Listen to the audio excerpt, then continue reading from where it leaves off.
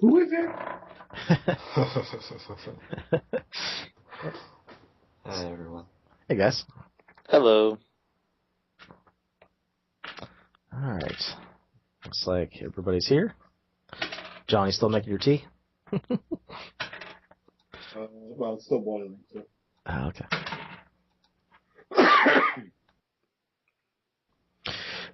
Yeah, like what I was saying. I kind of felt like things were just falling apart, but I mean, we can continue on with a smaller group since Alikov and David are out.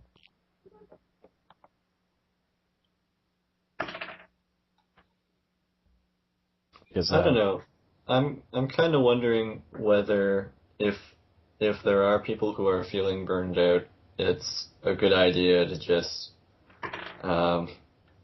sort of have a soft ending to whatever the current arc is, and if we decide at a later date to revisit the setting and the characters,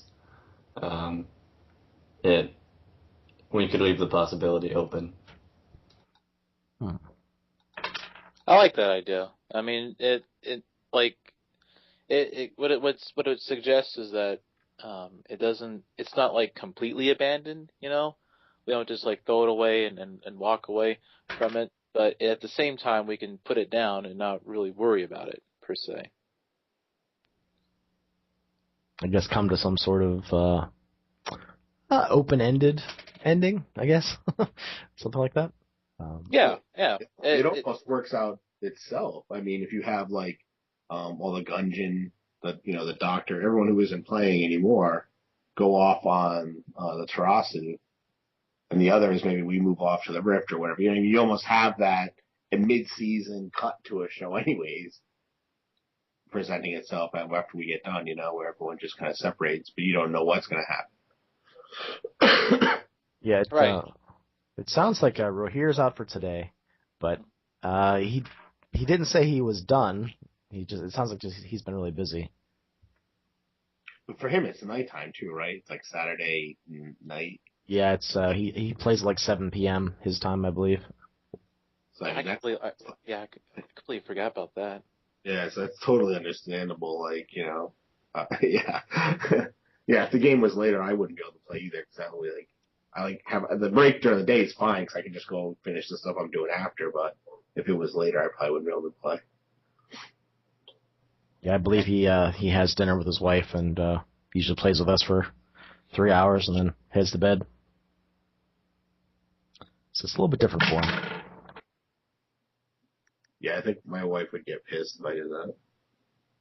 Not that I have a wife, but like on a Saturday night, we eat dinner with her. Okay, see you later. I'm gonna go. Yeah, whenever I've tried to game at home online when my wife was home, it never really worked out well. Yeah, she'd be like knocking on the door and interrupting me all the time, and she'd be like hogging the internet. And my voice would get all warbly and stuff. I'm like, what's she doing? She's like out here watching movies online. It's like, oh. Can I download? Yeah. That's what my wife's at work right now. That's why Saturdays tend to work fairly well for me. But okay, yeah, I kind of thought we'd try to get to 15, but if I don't know if you guys want to squeak out more than that, we can try. Maybe we should just play it by ear and see what happens. Maybe we'll play today and we'll all be excited and be like, we'll just keep going. We'll see. I don't know. How about Alex? You said that it seems like you're often pretty tired, and it sounds like you didn't get much sleep the night before most of the time. I don't know if it's most of the time, but certainly this time. I don't know. I'm just not good at regulating that, I guess.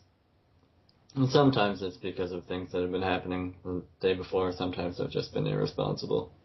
To be perfectly honest. Well, that's fun. Sometimes it's fun to stay up and.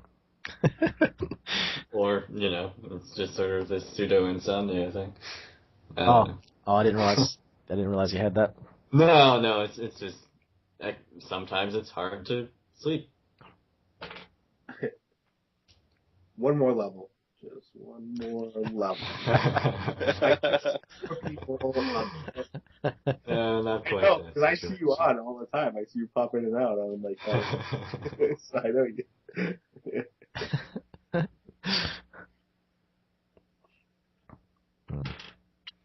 Well, all right. How about we just we'll see what happens, and we'll come to some sort of conclusion, or we'll keep going. We'll see what happens. All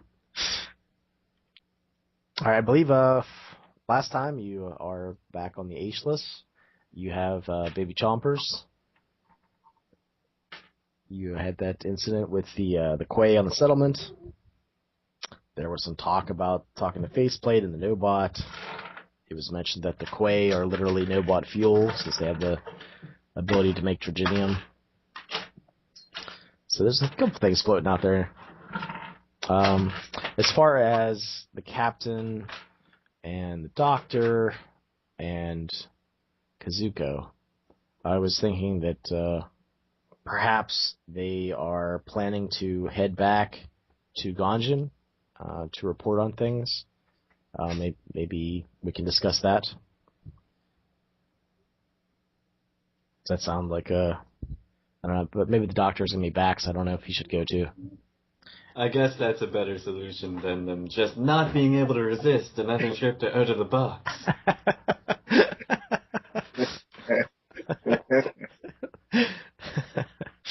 That's funny. I don't know. Maybe the doctor should stay on, just because Bro here hasn't said, he's not going to be able to come back, but the other two pretty much have. So the captain has hailed everyone and told everyone to come to the docking area where the Terrasso is. Tim? Yeah? Hmm? Can we do say a week went by, and then we can kind of get a slight synopsis of what we might have been doing? Because Longhair was sleeping, so... Yeah, that's a great suggestion, actually. Maybe you should start. Oh, God damn it. I knew it. or we can have someone else start.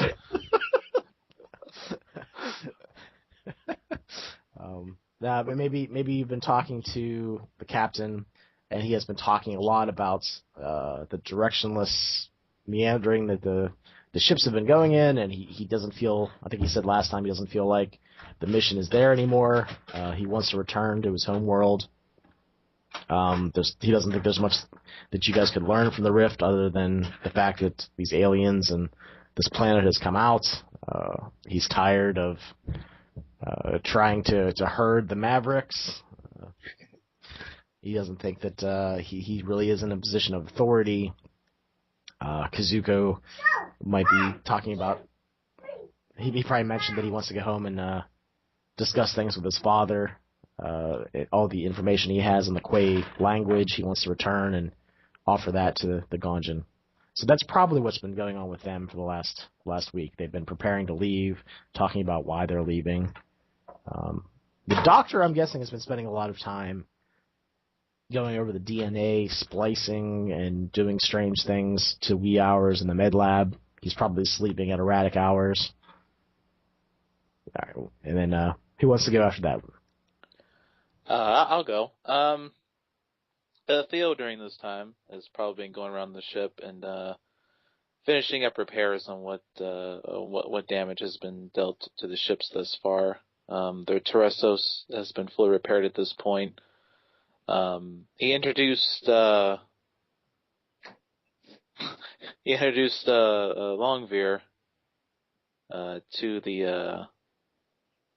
to our newest little member of the ship. And I suppose from there on out, he's just been kind of keeping to himself and trying to somewhat relax. Kind of trying to interpret everything that's been going on for him. Kind of thinking of what he's going to do afterwards as well. How about Bryce? What's Bryce been doing for the last week? Any ideas? I think that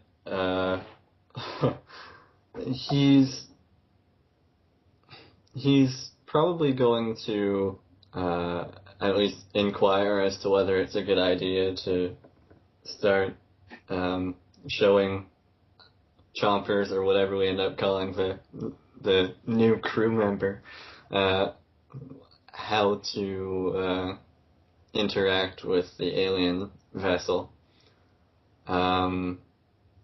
Because he still has memories of how to pilot it, and I'm not sure whether he would attempt to transfer parts of those to him. And it's really hard to know even what this Quay's personality is like. It's strange because since they grow up to like full size in a day and a half, according to the Doctor, we've got this whole other character that's just emerged, and I don't know what our interactions with him are like. I'm guessing that he's probably still sort of attached to you guys, but he obviously can't be carried by you anymore. So he probably gets close, which is more like him. He has to hunch over a lot walking down the hallways and stuff. He can't just... There are some areas where he can stand up fully erect, but he's probably, we'll say, about 10 feet tall. Okay, that's a pretty reasonable height for, I don't know, adolescent Quay or whatever new adult form this is. We'll call it a nymph. Yeah. Nymph. Well, the doctor also Sure, said yeah.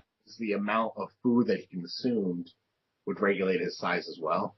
So he could be stunted. Well, not stunted. It would just slow down his growth rate. Because he only would have so much material to build with. Yeah, we'll say maybe he just reached that height, the day we start back. It's taking him an entire week instead of a day and a half. Ah, okay. That makes some sense. But aside from, discussing with the crew and the captain as to whether it's a good idea to start showing chompers around the other ship, I think that Bryce would be spending a fair amount of time just running scans of the rift, because he's still trying to kind of find a purpose for this mission. He had thought that it would be significantly simpler and we would just go there, it would be reasonably barren, and he could set up a research station or something. And maybe have kind of a quiet life doing that, but obviously it's a much more complicated scenario. I'm gonna say that during the week, maybe yesterday, he started putting some things together, and he believes that the rift is some sort of white hole where it's almost one way like a black hole, but it's the opposite direction. It's pouring out information and energy and bits of material into our solar system from wherever it's coming from. Okay, that's a little frightening. Is there the sense that it would even be passable from this direction, or would we run into a barrage of matter that would... White holes are theoretical, and that's why you're guessing it's a white hole. But you kind of get the feeling that if the theories are right, that it is not passable. Things come from elsewhere into the solar system, but it cannot go the other way. Okay.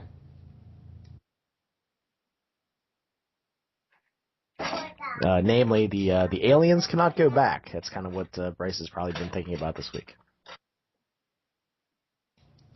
That's kind of a sobering thought. How far away are we from the planet? And I wonder if it's been named by now. Yeah, as of now, you don't think it has a name. And you are pretty close to both the Rift and the planet. It's probably about 14 hours to the Rift, probably about 10 hours travel to the planet, the new planet. Yeah, I think Bryce is going to spend most of his days trying to... I'm not sure whether it's that the planet and the rift are his main focus, or he's just trying to distract himself from other issues he might have by, I don't know, making them so. Maybe as a nice distraction from thoughts of Pawn and that sort of stuff. Well, Pawn's going to be away on the Terrasser soon, so that's not going to be an issue for long. Is she? No way. Oh. Okay, well, we'll see. I guess there is always that New Realms thing. She does have a copy there. And Bryce was out of his Faraday cage for a while. Right. Yeah, I mean, the first priority is obviously going to be repairing that.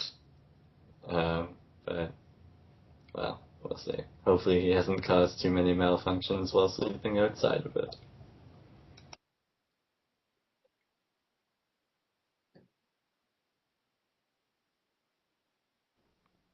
Okay, back to John. You've had some time. You don't have to utter blasphemies and obscenities. I think you got enough time now, right?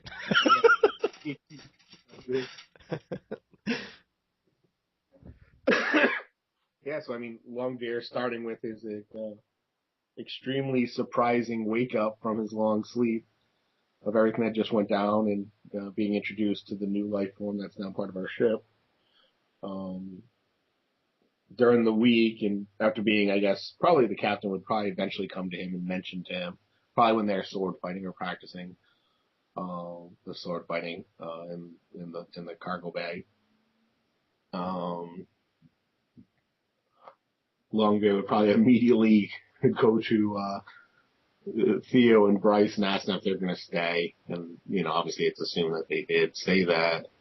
He would probably ask Bryce to make sure that all the information that's on the Terrassi was backed up and put into the Ageless, as well as finding a way to transfer Pawn to the Ageless. And then ask Theo to, obviously Longbeard's going to, second with Theo and help him repair everything just to get it done quicker. But if we can move the 3D printer and the cloning system out of the med bay and the Triste and put it into the Ageless, maybe even draft the doctor in to help us with that. Those seem like important things that I think that any long-term 5-year mission to boldly go where no one has gone before needs, I think those are important.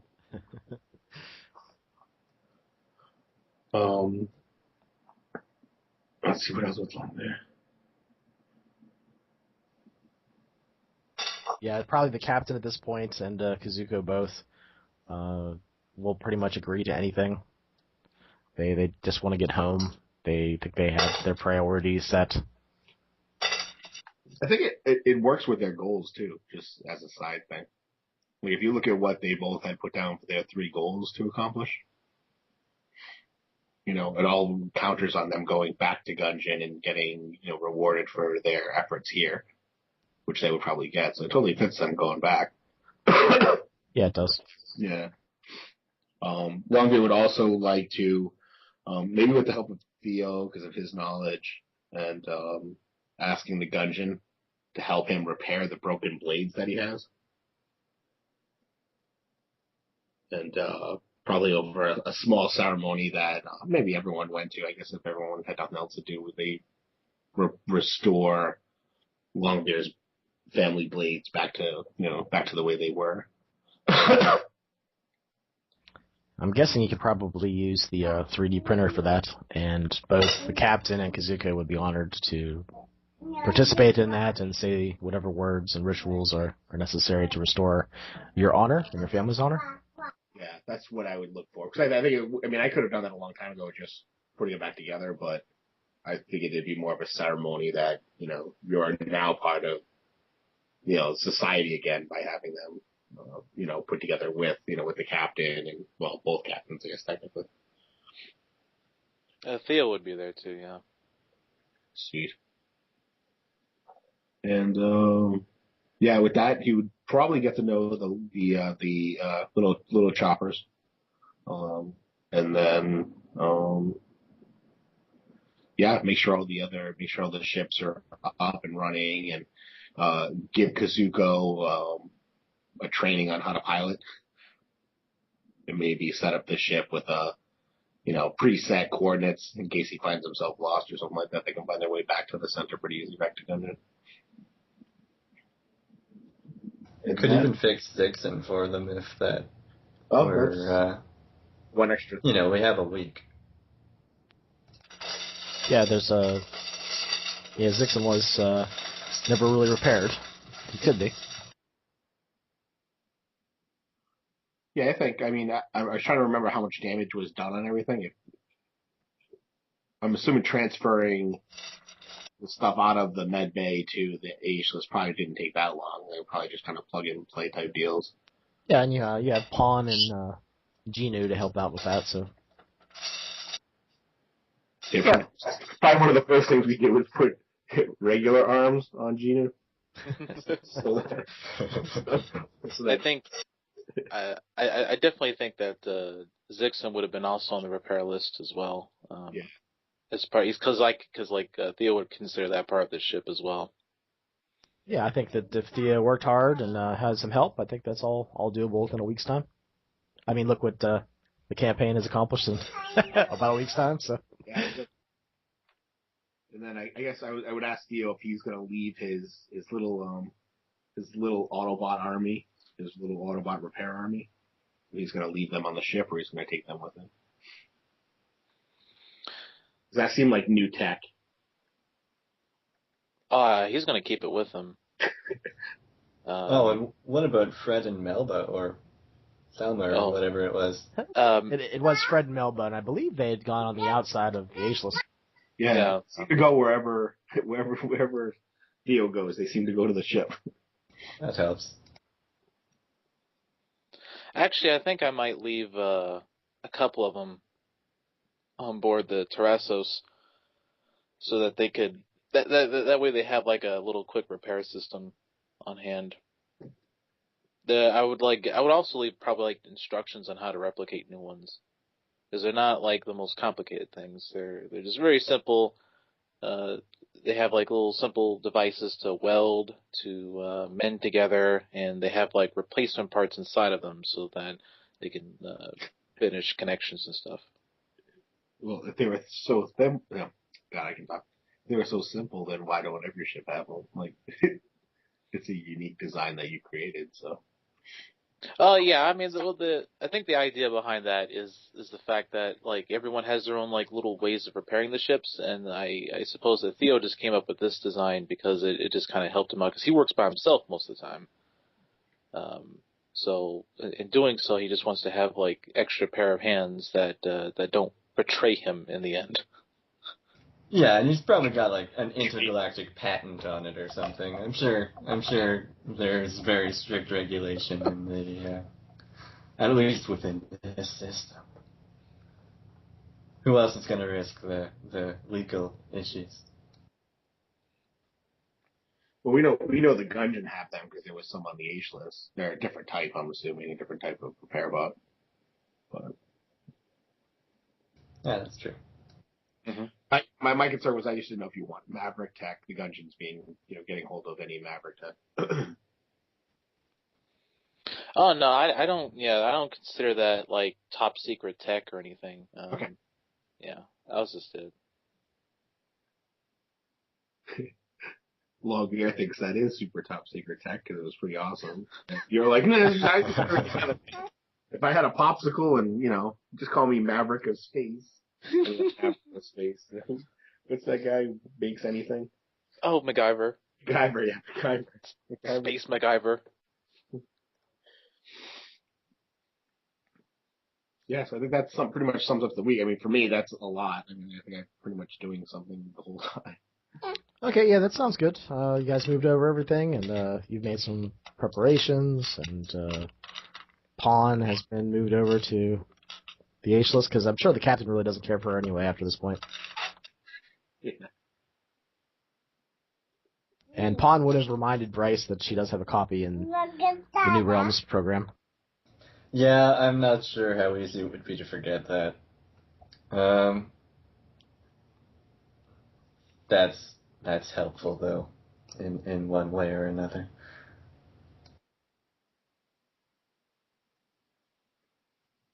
So a week has passed. Where do you guys think you all are? Do you think you're having a meal, or you're on the cockpits? Where do you guys think you're all together? I like the idea of eating. We're all at a meal discussing, Be doing some final. He's just going to be doing some final checking over of the Terrasos and taking up inventory. So you guys think you're all in the cargo bay, like where the Terraso is parked, basically? Yeah, I am. Well, Pillars. I was thinking we'd probably all get together at dinner, though technically he's not a thing I can't call. Yeah, he could call in. Yeah. Yeah, actually. Longer to fill. Oh, to fill. Jeez.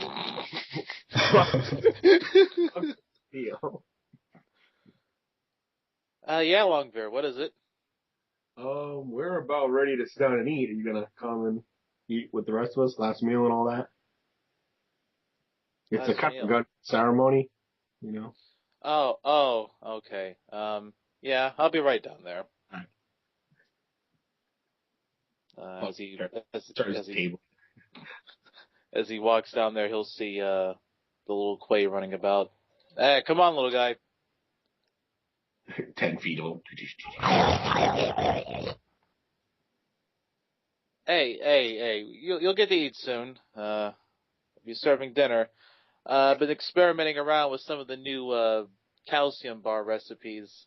Here, try this one. Calcium. Bone chips. That's right, bone chips. You're learning. There you go. Calcium hungry. What, do you not like the calcium? Gerd. Alright, there you go. I added extra potassium on that one. I didn't know whether that would add more flavor or not, but I'm glad you like it. Bone chips.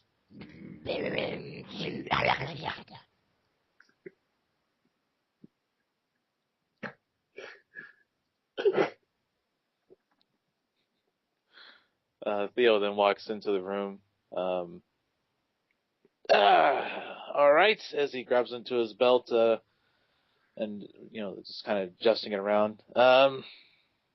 Where do I sit for this? That would be at this end. I've got your, I've watched footage and noted everyone's preferred utensils. I wanted to make sure everything was ready. You'll see Chompers moves over to one of the edges of the table and knocks over one of the chairs and sort of folds its four legs down so that it can get to the table at without hunching over too much. And he piles up his half-eaten bone bricks and calcium chips and starts crunching into them.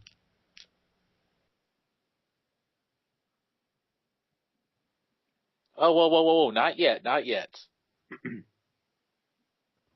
We have to wait.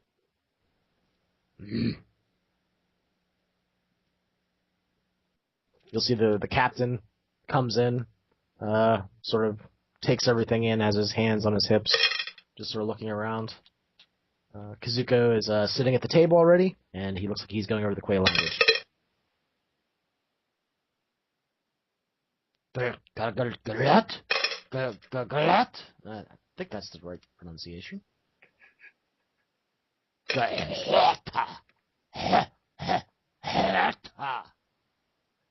Peace and farewell.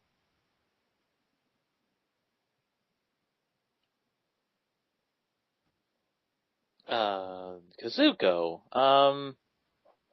I don't think you should be doing work at this time. Isn't it ceremony time? Oh, well, you did say that we should have some time to speak of things. And, yes, I'm sorry. My apologies. I'll put this away till later. What are we having, by the way? It's a good question. Lanvir. Well, it's the traditional going away meal that we normally have.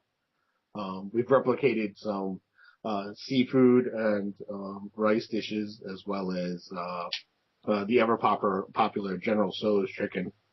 That seems to always be a going away meal. But first, we'll have the ceremonial tea once the captain takes his spot. And the captain sort of pats Longbeard on the shoulders. I've also made some crab cakes that my family is known for. Excellent. Though, of course, everything has been replicated. Of course. Once the captain takes his position and sits down, Longbeard pulls out a replicated ceramic tea cozy and goes around and fills everyone's teacup up. And then comes back around with a small jug that has a strong, clear liquid, which you're guessing is sake in it.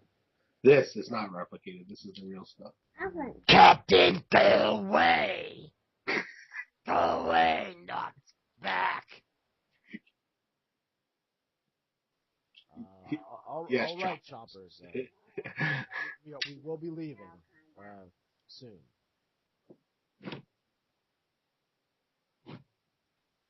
Bricks. And then he starts chewing, and then he looks over at Theo. Like, oh? Yeah, you're fine now. Yeah, he's good.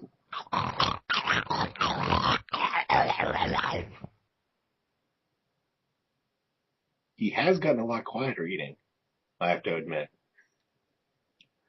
Yeah, I don't know how long I was going to be able to stand that, but he's a quick learner. It's a good study.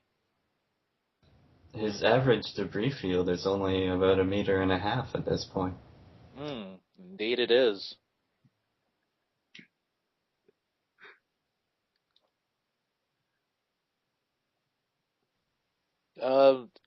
What type of tea is this exactly?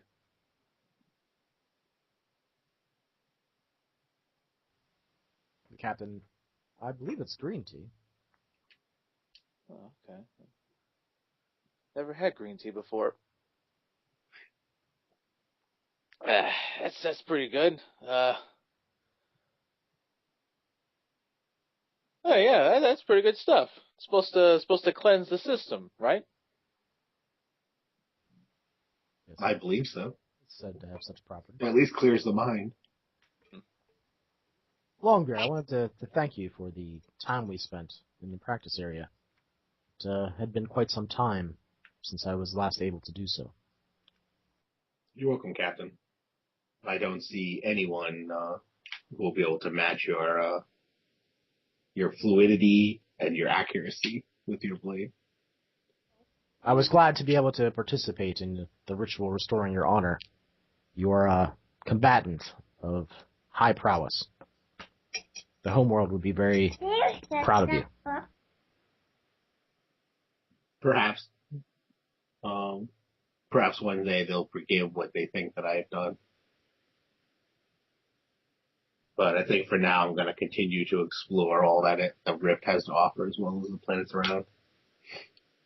I think also that the political landscape has changed. Humanity has greater threats than each other. And the captain sort of nods over towards Chompers that's munching away quietly on his bricks.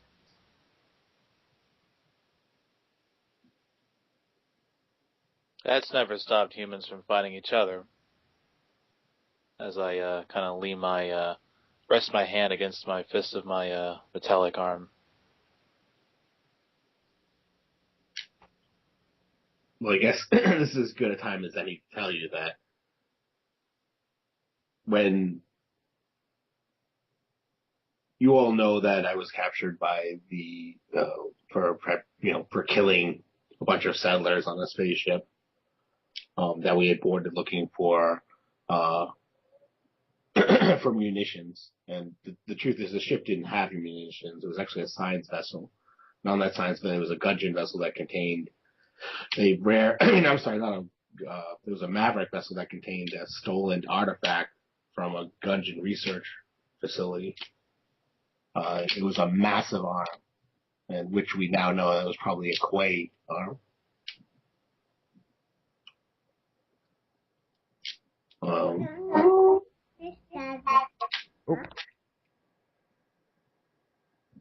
So we've actually known about these aliens for a long time.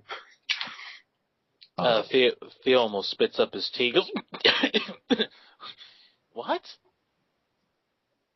Yeah, it was about 25 years ago when they first started finding these fossils on one of the planets. I forgot the name of it, Jim, but you know that one.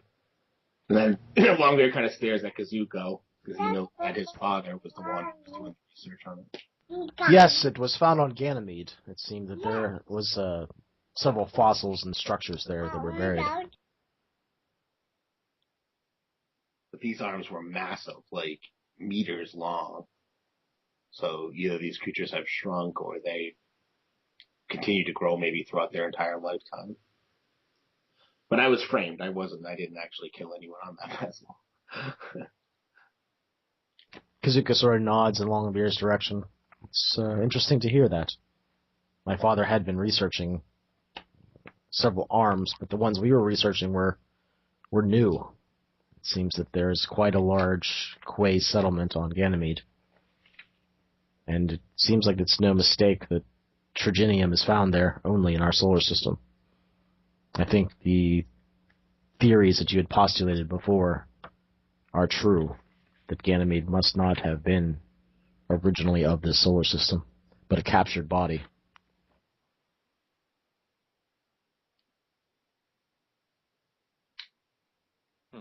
And also, given the present rate upon which the rift expels matter, one can almost postulate that, and maybe even perhaps our solar system didn't even originate here. That perhaps the matter that's concluded to create our star came from another spot in this galaxy. Kazuko looks over at Bryce. What did your research find? Did you discover anything new this last week? It looks like the rift may be some sort of white hole constantly spewing matter and energy into our system. I'm not sure what the long-term effects of this could possibly be. I must admit I'm concerned. I don't know how stability can be preserved, especially if another object the size of that planet enters. You'll see Kazuko lift both hands up, and the table sort of levitates about 3-4 inches off the ground. You mean like these side effects? These and more, well, ones longer known to us. I don't know how things will affect gravity or the orbits of our planets. It's all unpredictable, not knowing what will come out next. It's frightening and feels almost apocalyptic if you dwell on it too long. Kazuko sort of looks around the room. I don't know what to do with these newfound things, or if they're harmful. You'll see his left hand reach up, and you just see like there's some lighted machines, various blinking lights, and computer consoles, and he just reaches his hand, and they stop blinking. Then he closes his hand, and they start blinking again. It's so strange to be able to do things like this. I've been delving in my work, the translations, trying to distract myself from this oddity that is now me.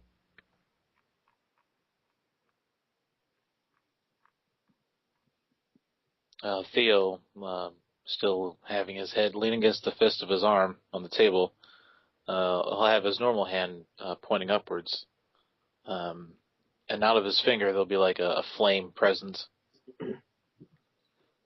He'll look slightly uninterested about it, and he'll just look around the room. You know, I remember something back in the older history of Earth. We used to have things called comic books.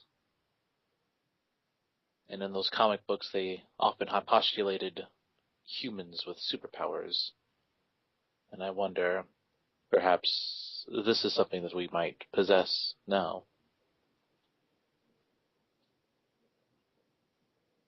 And how many others might possess the same power sooner or later. The captain walks over to one of the large windows, and he's just staring out at the blue within blue of the rift. Its energy diffusing into the solar system. The strange eerie light that just sort of bathes everything. That soft glow. I don't think it's just us either. That energy that Bryce spoke of. I think it is bathing everyone. Or perhaps there are certain ones that this energy is, maybe they're more sensitive to it. Also seems to be weakening. The energy is coming out. Almost as if it's pulses. Perhaps we were the closest to the original barrage. And we were more attuned to its wavelengths. Its quantum particles. It seems a great shame that we can't investigate with any true closeness the source of all this. It's wherever all this matter and energy comes from. It's not a place we can cross over to. It's not a place we'll ever be able to see until more parts of it float our way. It's infuriating and humbling all at once. Baby Chompers points to the rift and says, Revenge.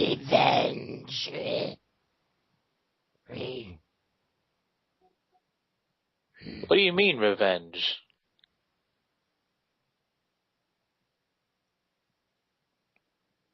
He sort of looks down at his bone chips, and you're not really sure how Quay express emotions, but you get this strange sensation that it's trying to emulate confusion on a human face, and it looks kind of strange and odd on the face of this carapaced creature. It's mostly in the eyes.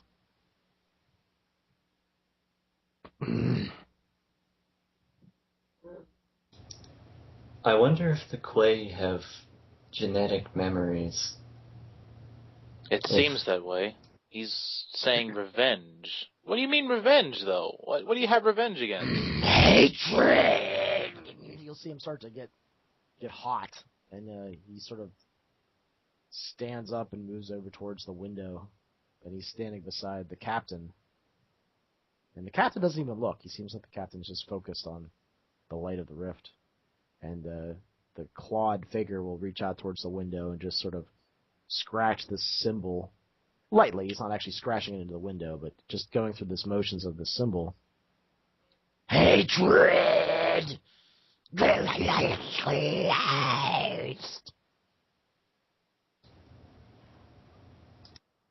I think Bryce normally tries to, avoid invading the privacy of the crew, but this is a slightly different situation, so he'll use his sense thoughts on Choppers and see if he can get any specifics. It seems that Chompers is not only looking at the rift, but probably at this distance, you can even see the reflected light of the planet, of the new planet in the solar system. And it seems that all of his thought is focused on that planet. And you get these strange... You've viewed memories before, and this is different. You don't think that they're memories that it had, but memories of its relatives or its family members. You get this barrage of about 100 different scenes that just sort of flicker, like flicker and flash of slavery, 30 different worlds, all hostile and dangerous, toxic air, low air, low oxygen, low breathability. They're mining, they're building things, and in all those images you see this floating form, this other alien creature with 3 eyes and no mouth. And it's almost like these flickering pictures, the one constant is them, and that seems to be where the hatred is springing from. It's almost like they have a species hatred towards this other creature, this other species.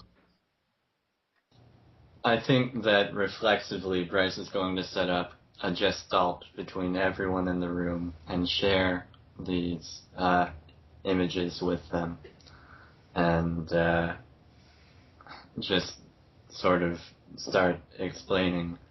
It looks like he still has memories of his ancestors enslaved by whatever these creatures are. And perhaps they're still on the planet. As fearsome as the Quay must be, whatever these are in some ways more loathsome and terrifying. They sound real cunning, really. Longbear immediately kind of pushes the food off the table. He puts down a pad and begins drawing a picture of the creature from his head. Yeah, it's this sort of covering where you think a mouth should be, and this blue silver skin that sort of shimmers. They're always floating. They have one little extension instead of legs. Smaller than the Quay, right? Yeah, much smaller than a Quay, more human size actually. But they have 2 humanoid arms that jut off of their sides. Longbear, once he finishes that, holds it up. Guys, does this look what you see in your head? Or do I need to modify it? More or less. I'm sure we can smooth things over and revise as we go. I just don't want to lose the memory and then not have any visual. Speak for yourself, Longbeer. I don't want this image in my head. There's another flash of images. It starts out with this bright blue and white light. You seem like you're staring out of a ship cockpit of some sort. It seems like one of the oval seed-like ships. And you see the rift open up, and the planet basically just winks from existence. And then their ship moves forward into the rift, and it also vanishes. From this position, are we able to glimpse even briefly at the universe behind this white hole? You see behind what looks like a sun, and it looks like it's collapsing in on itself.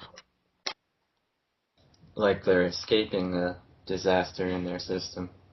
Yeah, it seems that, I guess Bryce, out of everyone, would see this. The readings on the dashboard, he understands them. It seems like whatever was behind has now been completely, most likely, vaporized by a supernova. They're all that's left. I wonder if this radiation is from the supernova or something completely different. That would be a strong possibility. All that matter escaping at such high velocity.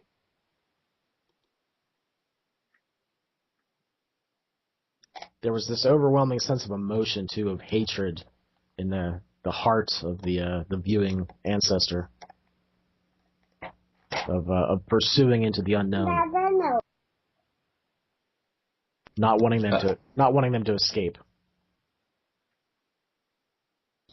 Bryce, a little bit rattled himself, sort of just passes the notion around. If this is making anyone too uncomfortable, I can stop. I'm gonna say too that the temperatures of your bodies have increased, maybe like 5 degrees. Well, the doctor's still here, so hopefully that'll be all right. It seems like just seeing the vision and experiencing it, you felt somewhat quay-ish. Fascinating. You know how many scientists would have ever wanted to view such a supernovae from that point of view?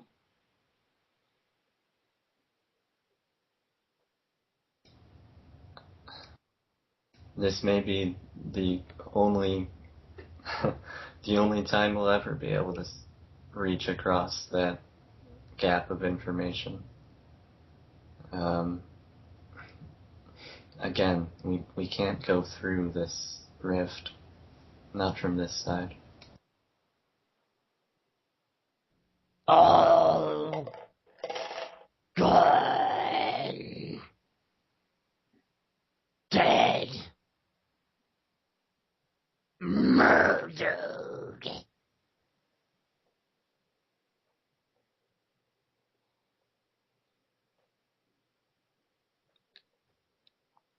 Theo will get up.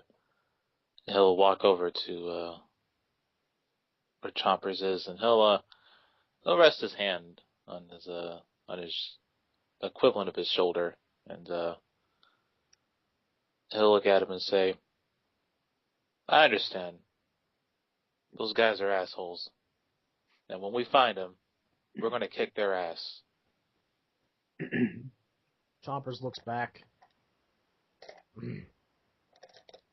Brown chips. And then he moves over to the table and starts eating again.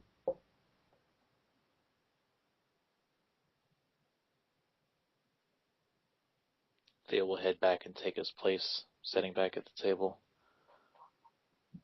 At this point, Bryce has collapsed the Gestalt mind's effect and just is sort of thinking about the situation to himself.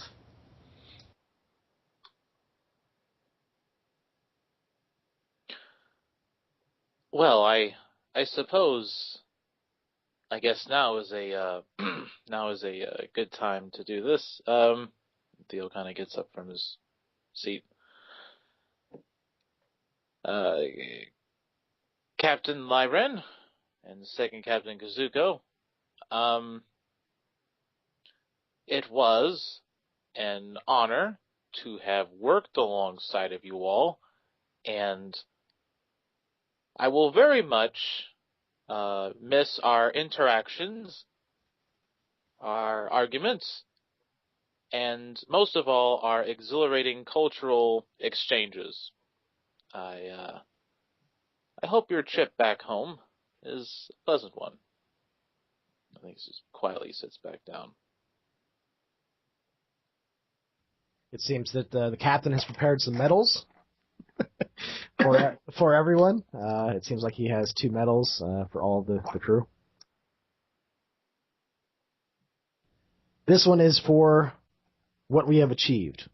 I mean, we've made our mark on history. The second one is for serving with me. I have been greatly honored by your presence.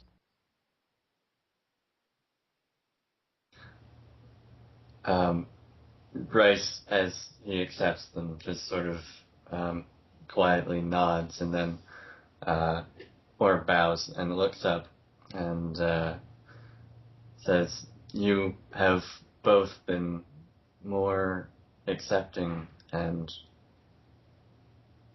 trustworthy than I could have ever imagined beforehand. To be honest, I prepared several contingency plans in case your government was trying to set us up somehow." You'll see a wide smile on the captain's face. And he nods. Captain, I have something for you as well.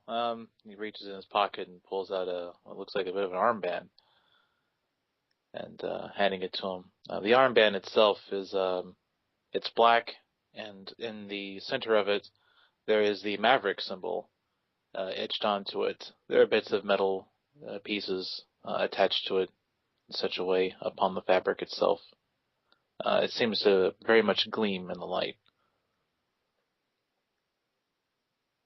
And what is this? Well, I mean, you gave us a medal for serving with you. This is your token for being with us. Thank you, Thea.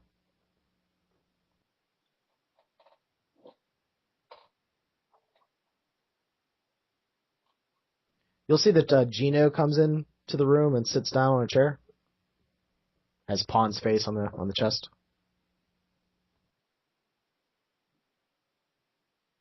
Those are impressive sensor controls.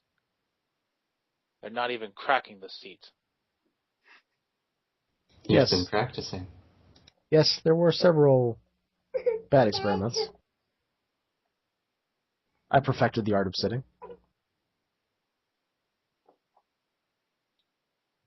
You're such an adaptive program, Pawn.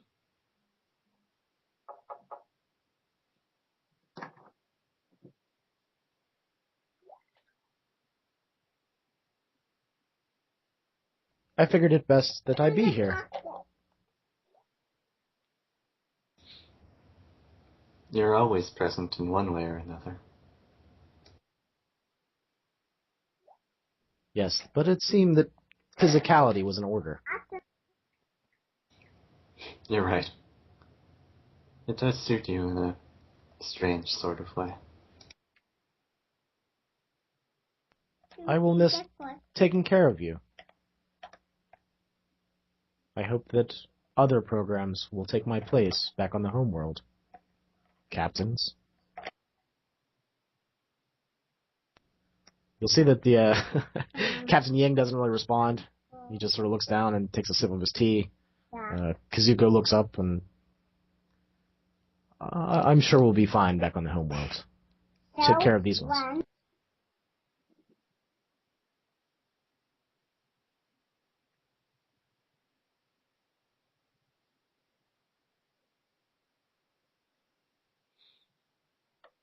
Speaking of the home world, Theo gets up and, well, if this is all over with, gentlemen, I'll be heading back now. I don't know. Is it all over with?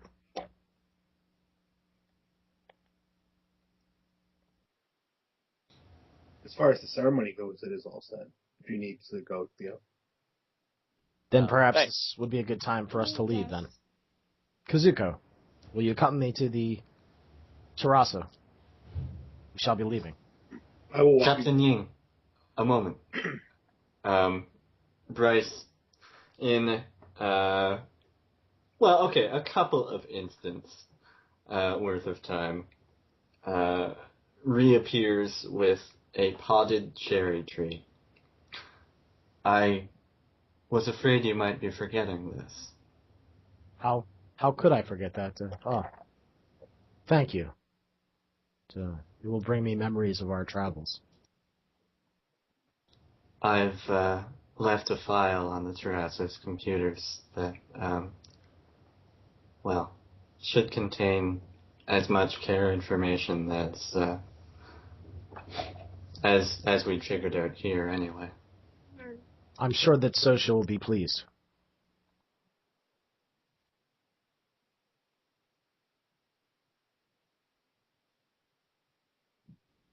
And with that, the captain sort of walks out with Kazuko. Longbear follows him to, escort them to the Triste.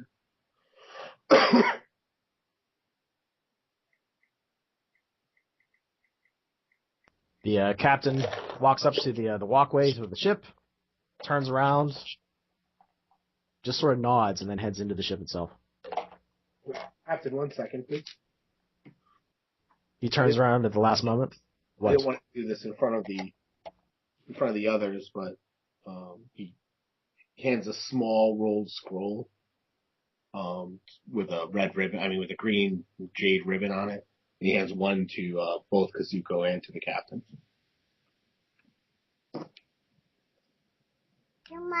Should we open this here or later? No, you can open that now. You see it when they open them. There's basically it explains everything that has happened on the Tarasu, mostly from the point of view from when the reform implant was removed from his head on, and it's signed at the end, General Enzu Tagashi, Order of the Jade Dragon. I will do my best to have you reinstated. That won't be necessary. I'm sure they never took me off the records. But if you could just keep that between us and just make sure that the right authorities get this information, that would be most helpful.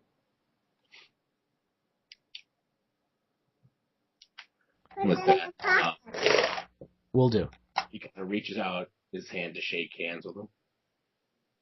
A non-gun one. He returns the gesture.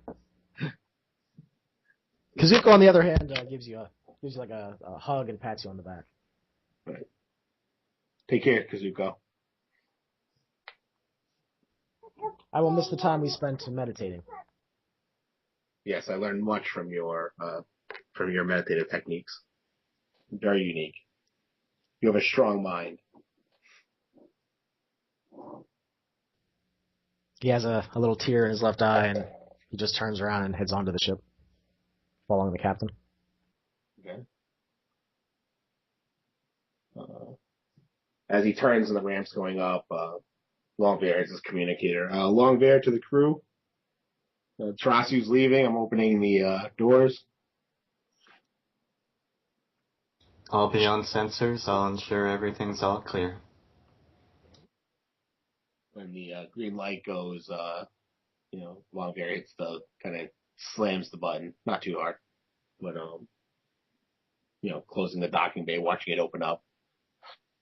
Kind of looking over the Tarasu, thinking, wow, he kind of looked at that ship as a center point, from when he came back. I mean, 20 years, he missed 20 years of his life. When he came back, that was the only place that he felt safe for the 3 weeks or whatever amount of time that we were on the ship.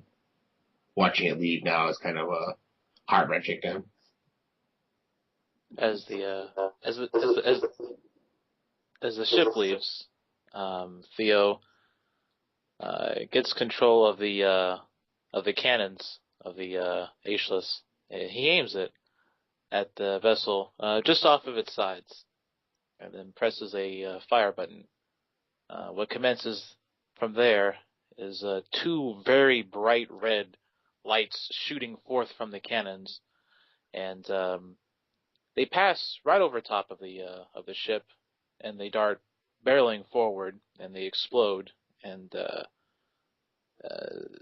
you see in the mirrors, well, not the mirrors, but through the windows and the view screens, the Ganjin symbols of goodbye and safe journeys. It's sort of like a fireworks fashion, spreading out as flares. They glimmer like red stars in the backdrop.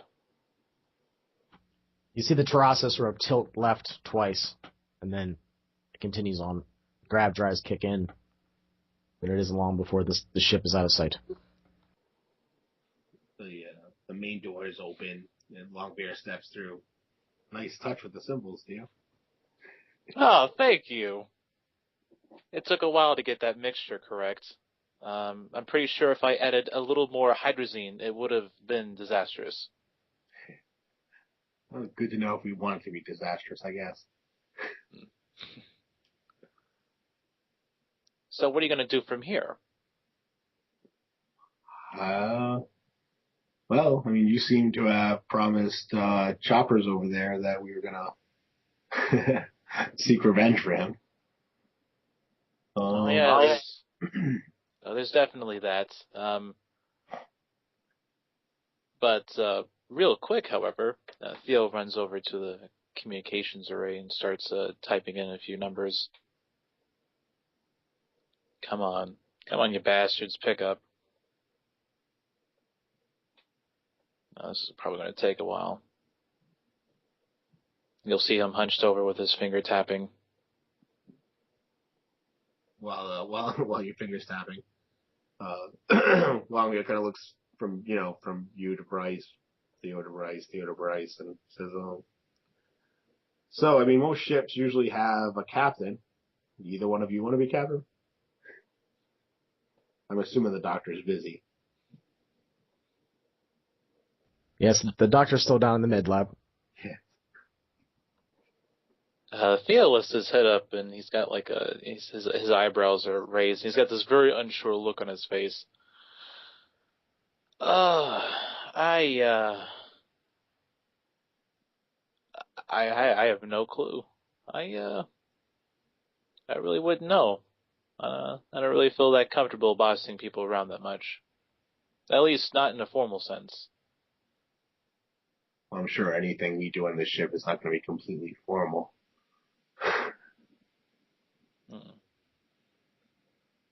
He looks over at Bryce. You can already read our minds. But I strive not to.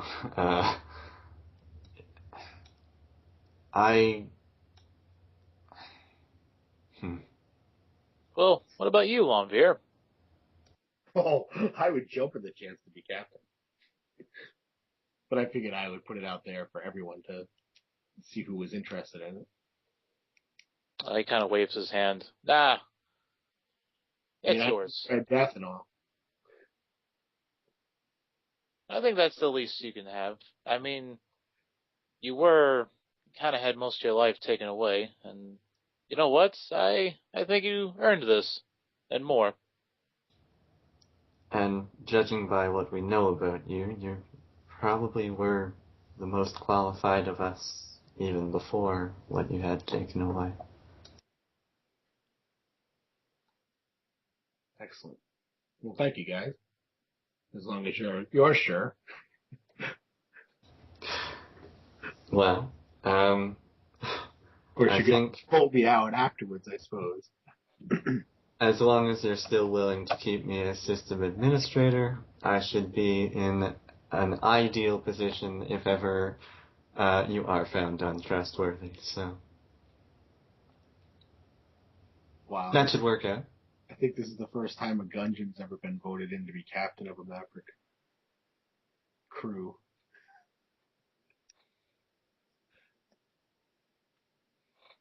Well, I mean, you're also a rebel too. That scores highly on Theo's charts. That's good. It does win you some points. Okay, so as acting captain, I guess continue doing whatever you're doing. And I'm going to start up the engines and get them warmed up. And we need to kind of figure out a destination, I'm guessing. And Theo, who are you calling? I'm calling the cog base. My mission's been completed. I'm just going to get my contract pay. Oh, excellent. Do prisoners get pay? Because I don't know who sent me on the ship originally, but, That's another matter I wish to discuss with you. seeing as how you were the prisoner, someone who did send you, they're probably going to be willing to take you back. You were brought here as a slave unit. The Yes. slavers will not be happy to know that you've been relinquished of your current trappings. I've been jamming whatever signs I could. Smart. Thanks, Bryce. You're welcome. You're also valuable. More to us than to them, I think. Yeah, but never underestimate greed, though. Yeah. If they come after us, I'm sure they're not going to be expecting us to be piloting a battleship, and then Longbeard kind of stares, and you see lightning play across his eyes. Let them try to take me back.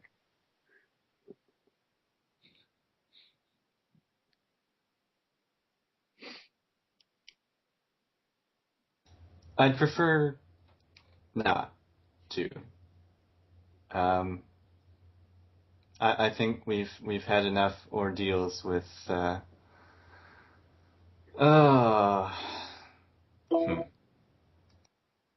Well, there were the Earthers and these creatures. I don't fancy another bout of ship to ship anytime soon. That's true. I'd prefer to avoid any type of combat situations, especially with the ship being undermanned. Perhaps we should try to engage more crew members.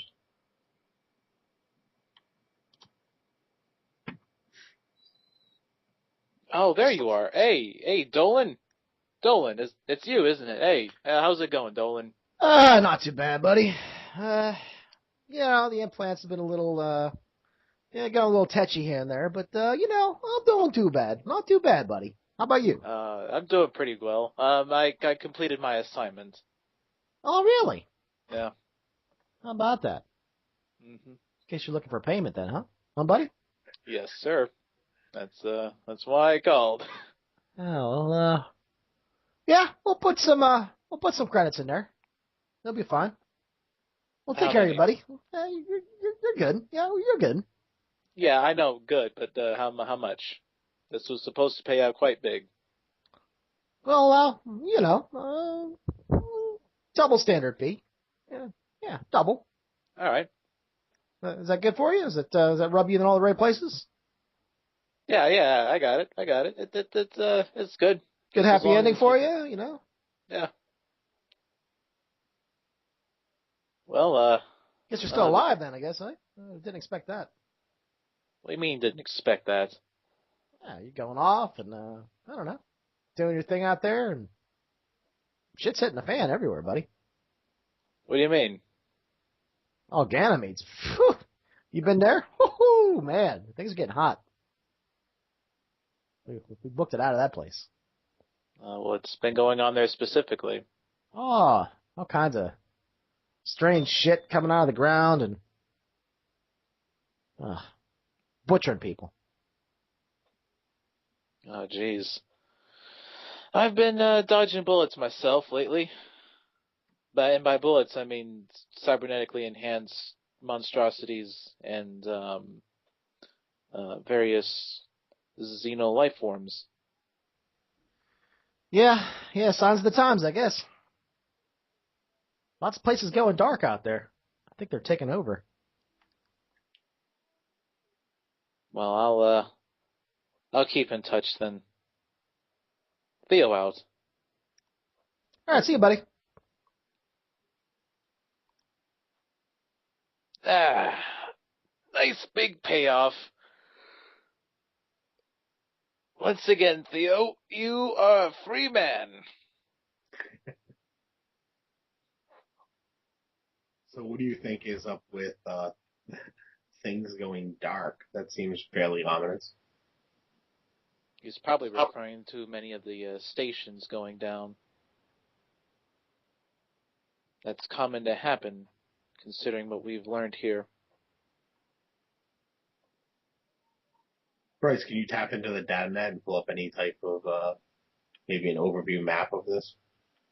All lost contact places. since mention of Ganymede, again, Bryce's face has gone kind of pale, but he does bring up what he can on the view screens around the room, and just sort of by rote pulls the major networks intel. Seems like about half of the settlements on Ganymede have been taken over, have been wiped out, destroyed, etc. Seems like the Earthers have fled completely. They have pulled up all routes on Ganymede and have abandoned their claim. There's also some rumors about asteroids being hurled towards the core planets of the system from the outskirts of the solar system. But those reports are breaking news right now. It'll be some time before they are a possible threat. Hey, Bryce, I think that's a good time to start publishing our work that we put up. Oh, we don't really have it in a ready for consumption form, do we? I mean, we have loads of raw footage and notes, but all we need are small bulletin points. We'll just cut to the chase. I'm more concerned about the smaller colonies myself. Yeah. I'm sure they'll figure it out soon enough, but it is better that they have an advance heads up. There's probably also some information about a coined term called lost colonies, where instead of using the term like going dark, they're just sort of saying that something mysterious is happening out there on the edges of the system. They're just going silent. They're not communicating back. A lot of people are scared.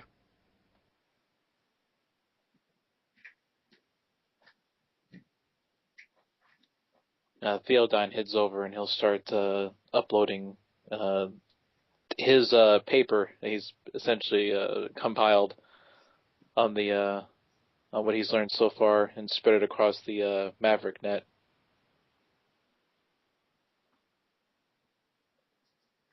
Yeah, Bryce is probably gonna splice in some security cam footage of the quay, so people, have reference points in terms of the information Theo's providing. Theo will also have his name signed quite extravagant fashion towards the bottom. Yeah, I'm going to guess that all that information, and especially the footage, is going to take the net by storm. Especially the ways to kill him, right? We should be very careful about how we mention the colony here, or whether we mention it. I didn't bother putting it in the report. These people want to be left alone. I'll scrub the footage for any data regarding our whereabouts, so no one will know exactly where we are. Good man, Bryce. Good man. Do you want to upload all the pathology research that we have between the doctor and I? All of it? Well, part of me wants to just make sure every human who possibly can, has all the information they can possibly have.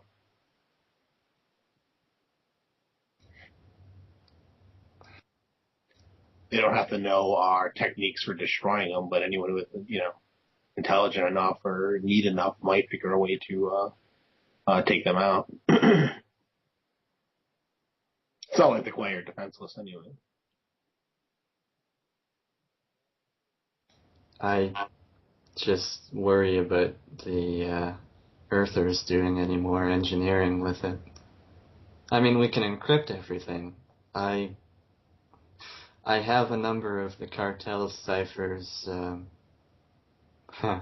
well, in memory from times I've worked with them, but Won't the cartels just sell floppy information though for the right price?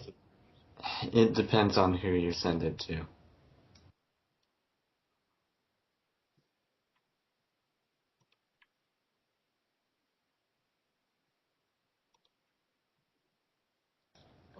But you're right. It's hard to say where it will spread from there. And it probably will get to the Earthers eventually, regardless, because, again, the information needs to get out there, and someone will get sloppy. I think the information we provided here is more than enough. It'll provide enough information for them to contrive what they need to. But it doesn't give them any biological information, though, just basic communications. What if they run into one of the groups that are the aggressive kind that just want to attack and destroy? They'll be defenseless. Well, we did put inside there their general weakness to cold in general. Severe cold, I should say. All right, well, we can keep our medical data, I guess, then.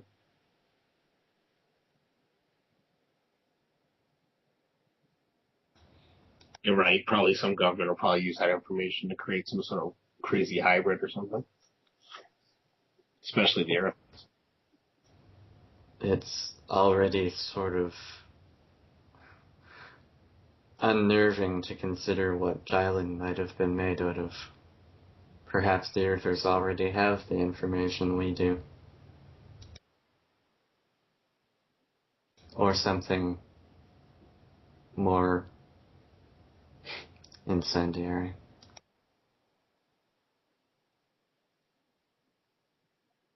Well, there's not much we can do about that at the moment. No, I think I'll hit. Upload the picture, and I mean, we don't really have any information besides the picture of that other alien race. I mean, I guess there's some things we can guess just from the picture itself. It looks like they kind of float. So they have some sort of levitation or a gaseous body or something. I don't think anyone's going to buy that information unless we have some good, solid footage that we have here of the Quay. And I think it might be more difficult to sell what kind of a threat these other creatures are. I have a memory I captured of one killing one of the Quay with its mind alone. Bryce just sort of gulps and looks around solemnly. It's kind of strange. All of a sudden, it seems like time slows down, like it's creeping along, bit by bit. As Bryce is speaking, it seems like it takes him like 4 times as long to say what he's saying. Just slowly pours out of his mouth. You get this strange sensation of somebody watching you.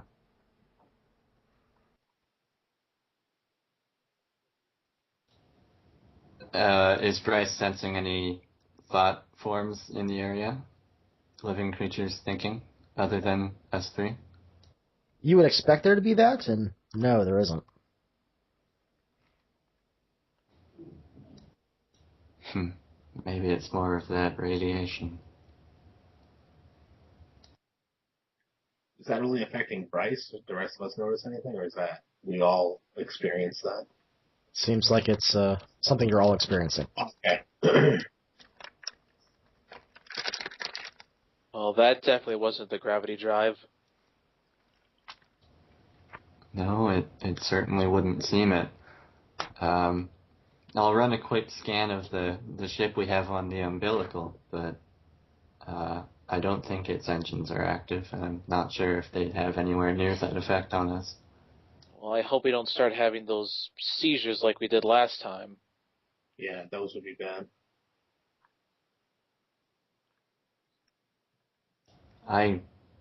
It's strange, I can hardly remember them.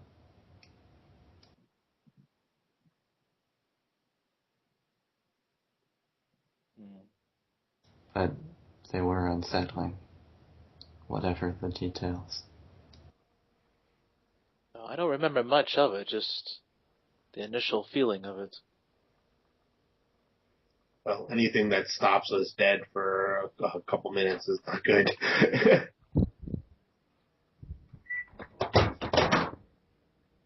I want to check the sensors outside, make sure everything's fine.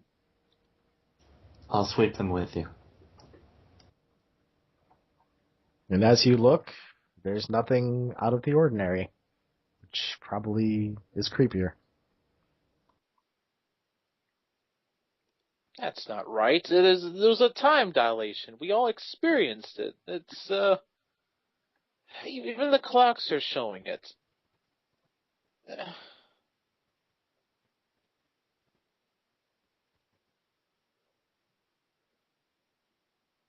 I don't know about you all, but this time dilation is not... there has to be a way to detect its source. Unless we are the source.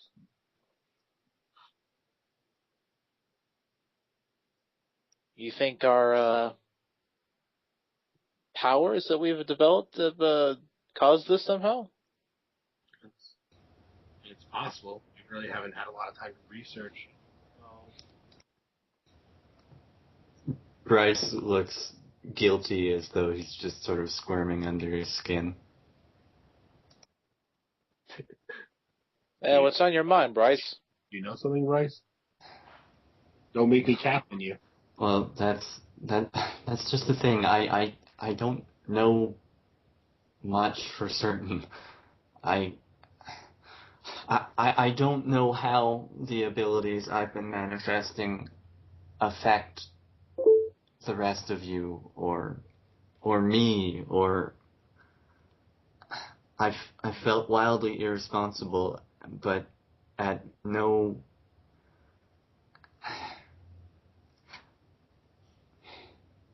I've tried to hold back in terms of, interfering too much with you guys, but I don't know if this time dilation would be a shift in perspective that could have carried over from that that joint experience we shared with Choppers. I don't know how any of this works, and I don't know how you can possibly trust me. So you think possibly your brain hacking is what's causing this? I don't know. It's certainly not deliberate. It's not something that I feel like I've done. I can't be certain. Well, I mean, have you brain hacked us before, Bryce? I mean, we've all had that weird time dilation before. Yeah. Have you? He just kind of looks over. I can sense your thoughts. I've not been decrypting them actively. You see a brief sigh of relief on Theo's face. He's like, whew. Thank you for believing me. I'm not sure if I would trust me, but... No, you're fine. We'll just hold off on using that ability, and we'll see what happens. We'll consider this the experiment. Right. Yeah, if nothing happens the rest of the day, and maybe tomorrow you can hit us with a brain hack again and see if it happens. Wait, you want me to actively probe to see what I find? Or just the sort of... Like right now, just leave it open. We know that time dilation happened about maybe 15 minutes after you did a brain hack on everyone. So if nothing happens the rest of the day, then, maybe we could try again where you could brain hack one of us and then see if it happens again. You're very accommodating. My brain is so messed up that, yeah, so I'm not sure what you get out of it. Hell, you might get answers that I don't even know right now. Bryce just kind of smiles and sighs.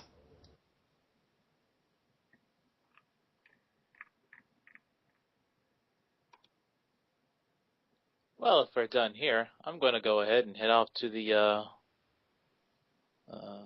my room real quick. And he just marches off real quickly off to his room.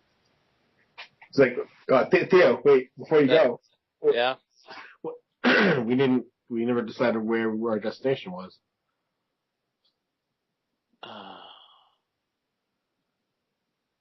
Huh. I mean, before you got your call, we were talking about trying to find other crew members. You want to recruit extra people? It might be nice to have a few extra hands, or, I mean, I guess we could, use Pon's model and create, other Jinzus or the other guy, the fighting robot. Yeah, I suppose if you want to look for extra hands, we could go down to a certain station I know of.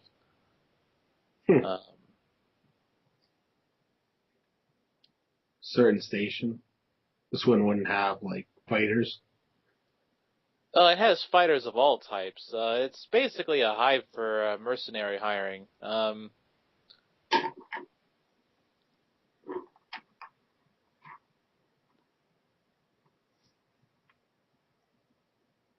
Veda 7 is what I'm thinking of. Okay. And you have a contact there or something that we can speak to, or is this just a common place to hire mercs? It's a little bit of both. I don't really have a contact per se there, but I've been there a few times. We once had to hire a few guys to escort us through some rough territory. What do you think, Bryce?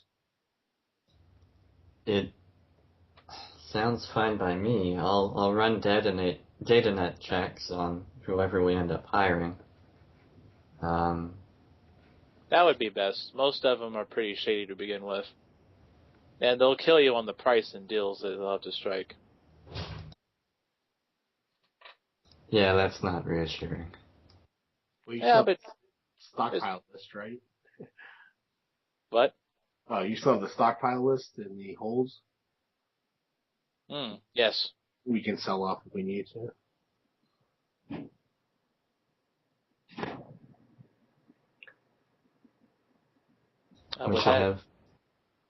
With that, Theo just heads off to his room. Longbeard turns to Bryce. Did it seem like you have to go to the bathroom or something? He really just kind of took off.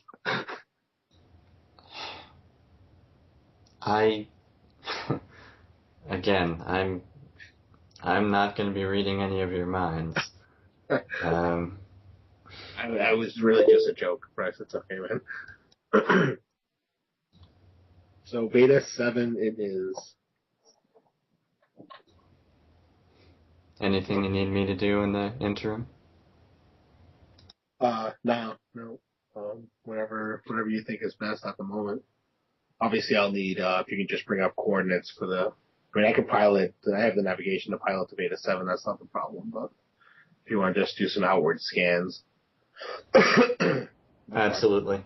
I'll, make sure that it's not already under pressure by the new elements in the area. We wouldn't want to be flying into any surprises. Captain, this is Pawn. Are there any orders or directives you would wish for me to perform?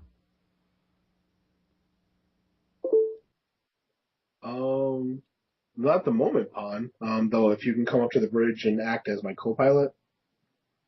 Do you have that navigation program?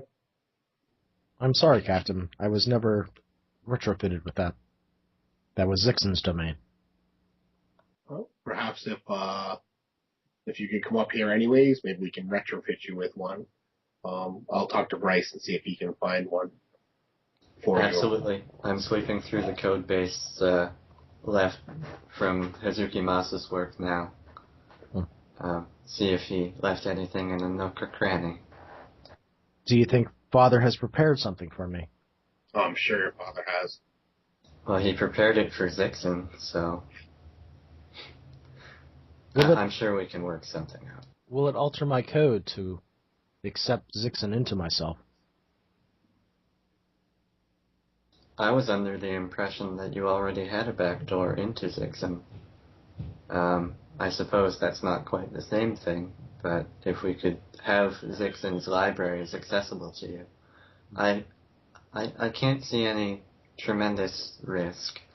I'm scared, Bryce. Would you like us to avoid this? Would you like us to find another solution? I will do whatever you think is best. Can we back up her personality profile, which is what I think she doesn't want to lose? And yes, I'm calling her a she. Oh, God. I will put whatever safeguards I can in place on. There's also, well, he just sort of thinks this to her so that he doesn't need to mention it out loud. There's also the backup we both know about. And then she says out loud, "Oh yes, the New Realms twin of myself. Good call." What new realms, twin pawn? Are you okay? What are you? Yes. Kind of looks at Bryce. I don't get it. You sure she's okay to pilot? Maybe I shouldn't have her help me. She should be fine. Sorry, Bryce. Should I have not said that out loud? No, that's quite all right. Bryce just sort of shifts uneasily and says, "I'll get to work on figuring out that code," and steps off towards his quarters. Not really needing to. He could be doing this from anywhere, but just trying to avoid the conversation. And another one has to go to the bathroom.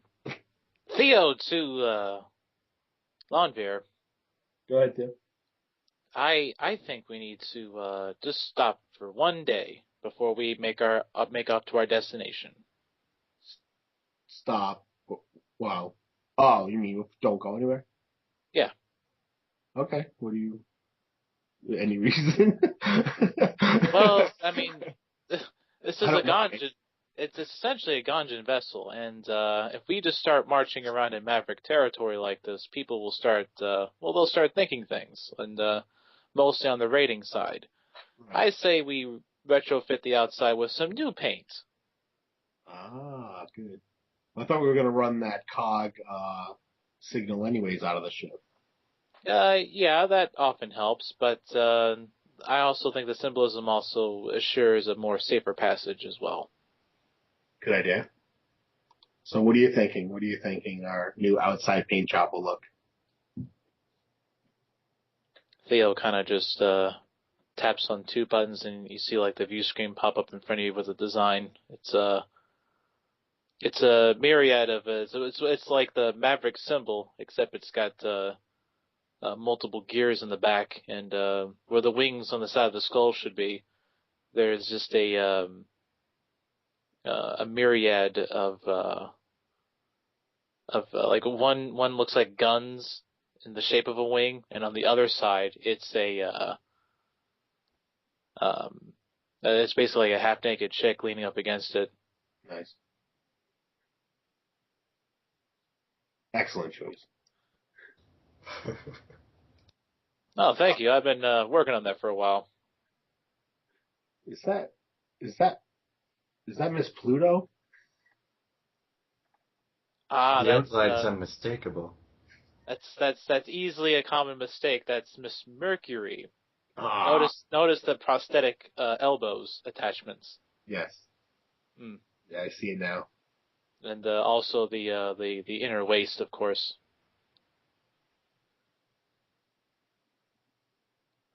So you only need a day to do this? What? You only need a day to do this to paint it? Yeah.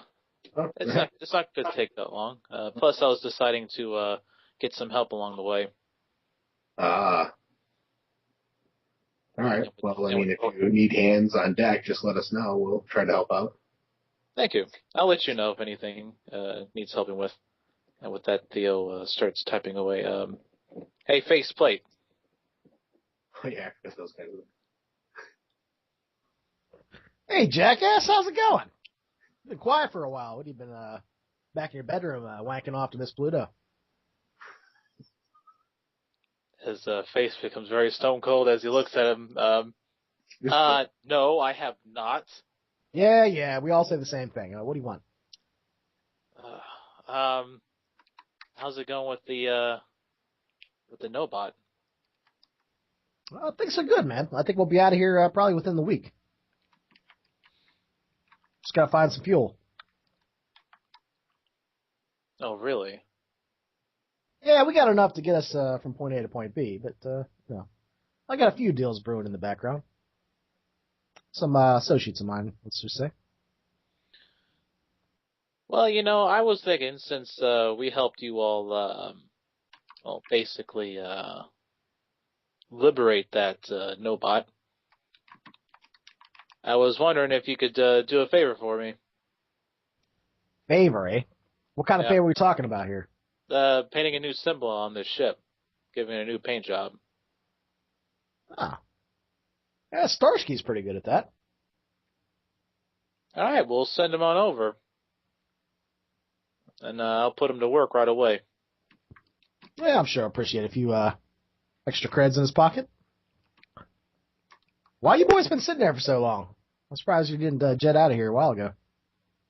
We're busy repairing stuff. Yeah, from what I hear, you guys have been busy. Well, we've been through a lot this past few weeks, so I figured this would be the best downtime to have. Well, from what I hear, those aliens down there, they seem like they're behaving. There's been no butchery or cannibal. Well, I guess it wouldn't be cannibalism, but they didn't munch on the settlers down there or anything. That is a great thing to hear of too. I'm very happy that they haven't been doing anything like that. Yeah, I kind of thought that whole thing was going to turn to shit, but yeah, that Kazuka man, he must have some skills I don't know about. He's quite the talker.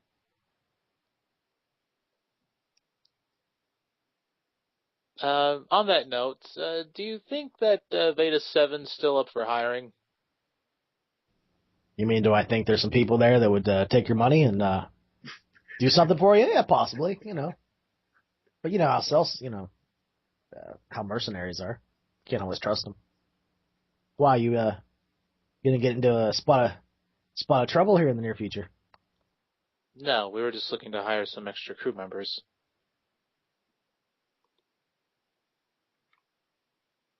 Well, I wish I could help you, but all my boys are busy. All except one of them that'll be helping us do the paint job, I assume. Yeah, Starsky will help you guys out. He has a way with, he has an artistic flair. All right, then. Send him over. I'll meet him outside on the hull. Alrighty, then. Well, talk to you later. See ya.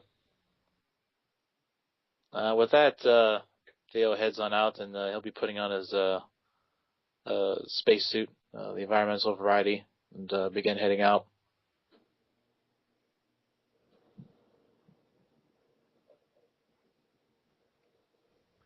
You'll see the colony below.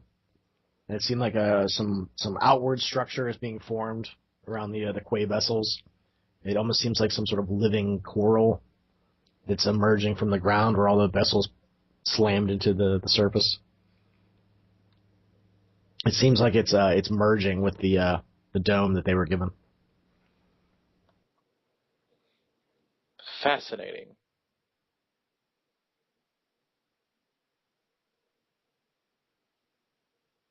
With that in mind, Theo kind of stares at it in awe and waits till the new guy shows up. Fred and Melba will plod over to you.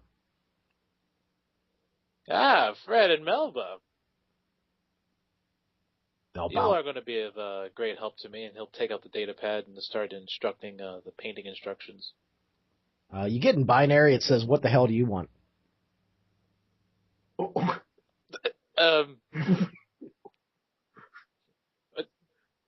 What do you mean? What do I want? Could you help me? What the ... hell, capitalized, do you want? I was just wondering if you all wouldn't mind helping me paint the whole of the ship. More work. Great. And then they sort of walk away from you and then turn around.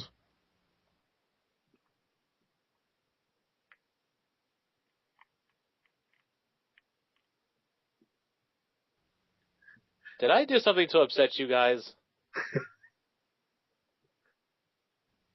You want us to paint.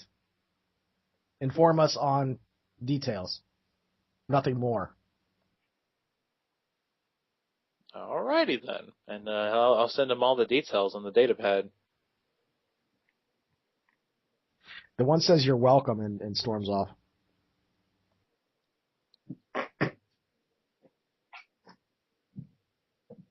Bryce, Yes. has anyone been messing with these two robots?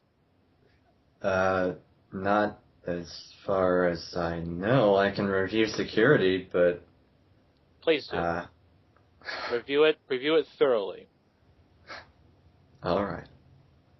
Pawn, have you noticed any activity regarding Fred and Melba? They do seem to have been acting out of their normal parameters lately. I noticed the one kicked the other one. When was this? About 4 days ago. Is that the first anomalous behavior you detected? That is the first violence that I've witnessed on the cams. Violence. They're not supposed to be violent against each other. They're machines. They were just here to help me.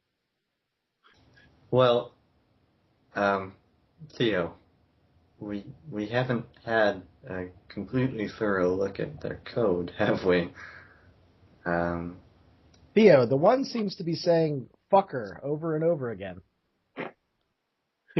Veer to Theo, why is one of your robots painting the outer view screen black? What? No, wait. Quit painting the view screen black. Not listening. Now it's red.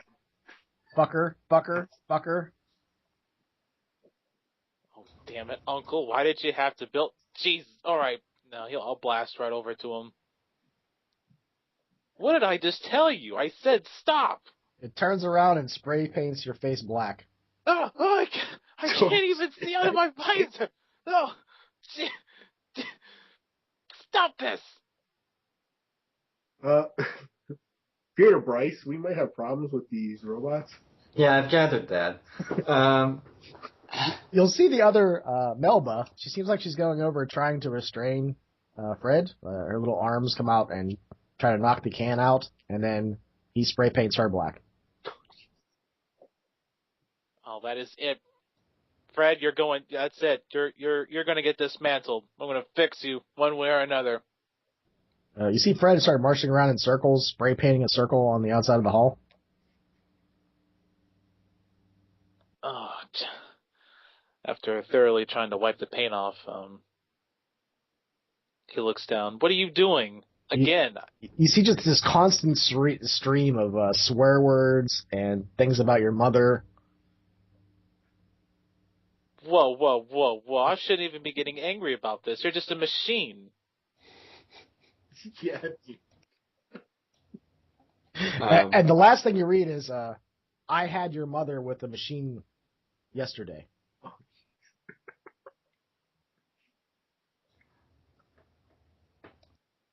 She was oily. Theo walks up behind the bot and he'll open up a panel on it and he'll like flip the power switch off. Fucker. That ought to fix your ass. And then you see Melba come up and sort of just tap your shin and points to Fred. Broke it? Yes, he is most definitely broken, and he's about to get taken inside and about to get fixed and overhauled. Whoa, Theo. You might not bring her inside. Be back? Question mark. Yes, I'll be back. Fred. ... Back? Question mark. Fred will be back when I am done fixing him. You see the bot's head turn down towards the hall, and He's gonna be there. inside the ship. She starts to stomp. Why are you doing that? Explain. Stop that. Stop stomping on the ship. Here's Theo. There's some hanging going on. Don't worry about Longbeer. It's apparently a malfunction with one of the bots again. You see Melba start to take her own screws out of her arms. What are you... You're not supposed to even be doing that! Fred.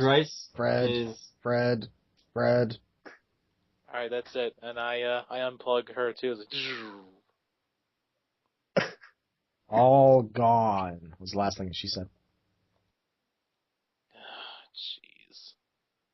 Leave it to Uncle to invent something like this. Helpful in the beginning, and then atrocious towards the end. Alright, let's just get these clamps off here. And thanks to the wonders of 0G, I will drag these two lug nuts down to the bay.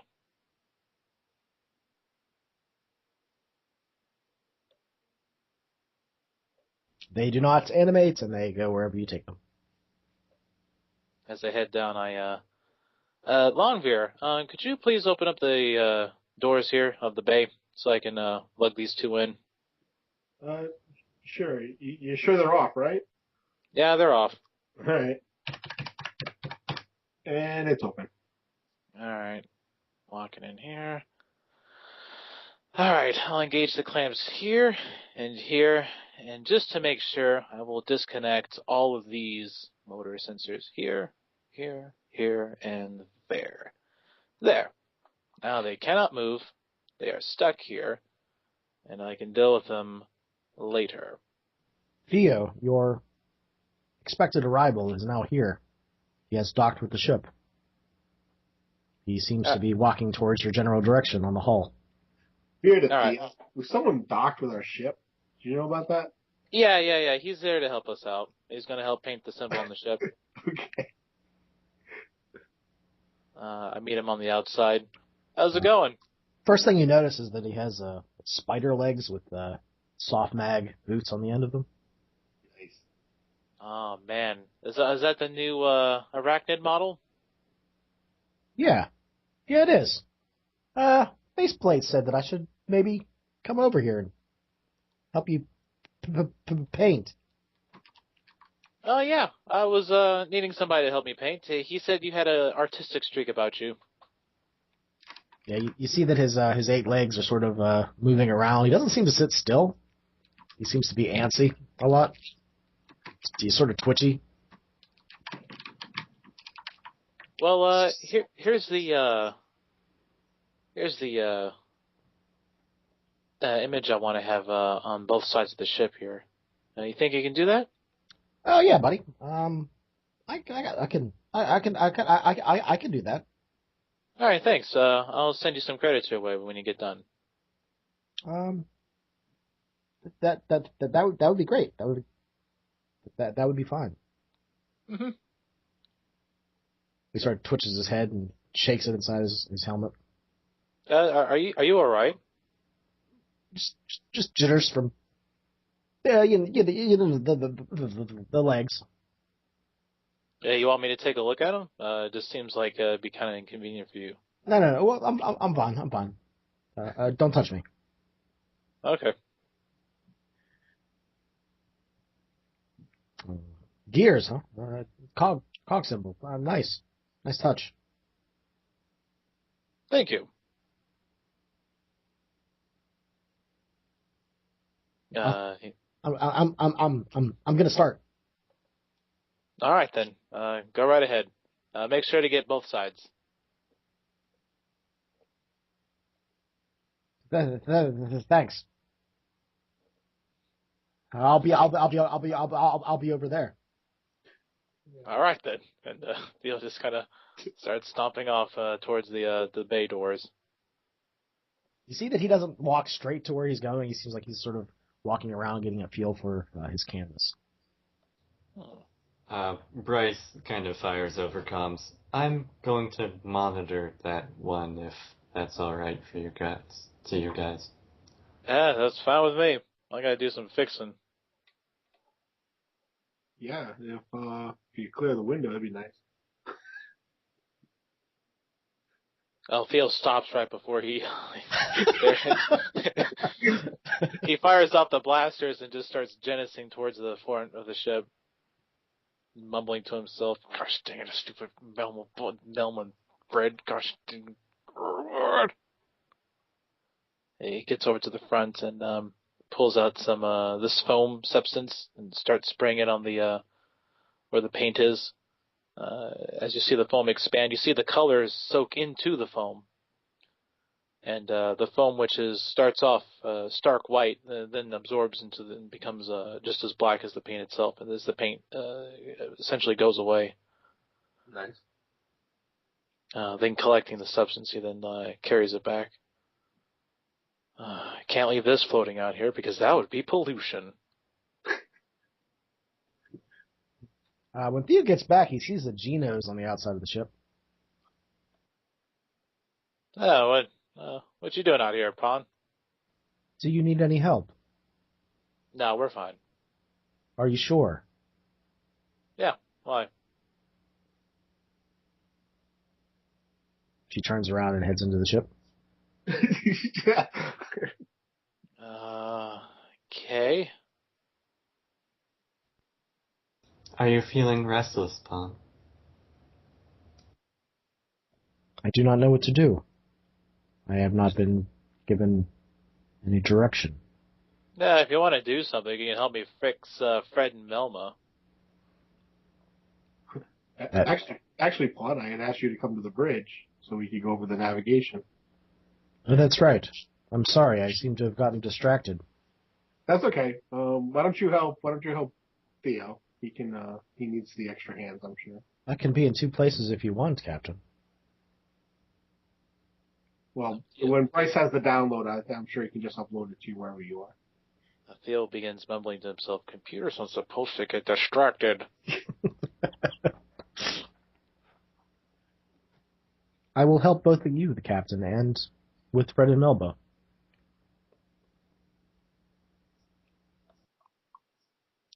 Very well then. The Captain will see the face of Pawn appear on the dashboard in the cockpit, and she's looking at you. Excellent one. She winks.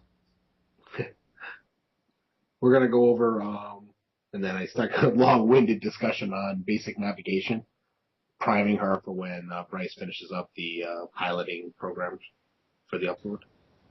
Bryce is actually going to be feeding in relevant bits of code as Long reaches sections that are covering that information, so that she has the tools and can relate them to the, practical street smarts knowledge of, how to...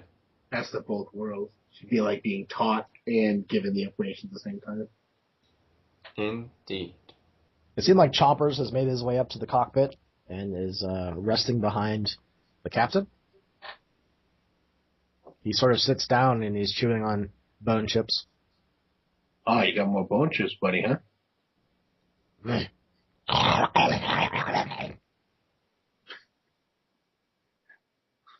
Okay, just kind of like, just rubs his head like you would a small child, I guess. One of its legs comes up and taps you on its shoulder. It just sort of like rubs your arm and then continues to eat. All right. And with that, I turn and just continue doing the teaching for Pond, which probably take a while, I'm assuming.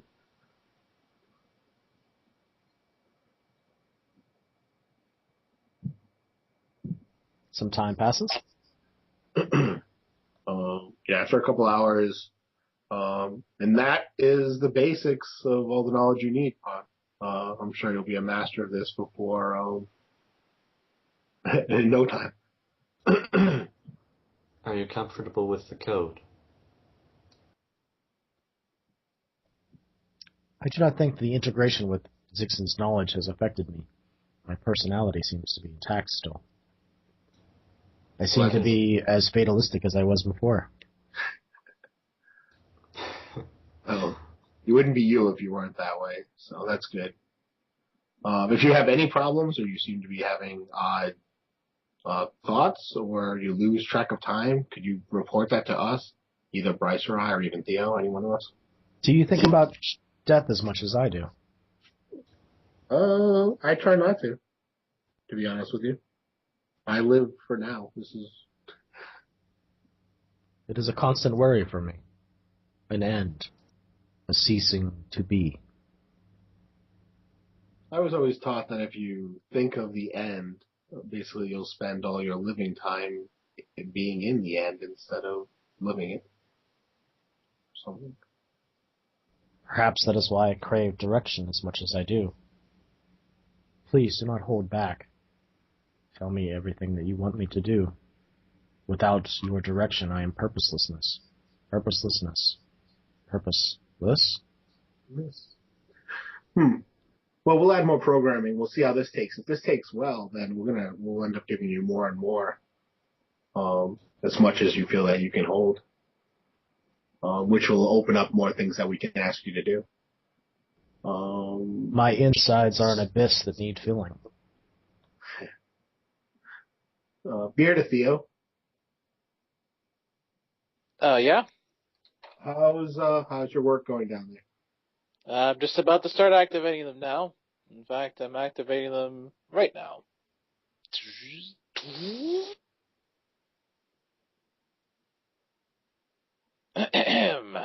Fred, Melma. You'll see Fred looks up. Okay. So does she. All right. Display program prerogatives. Fix the ship for fucker.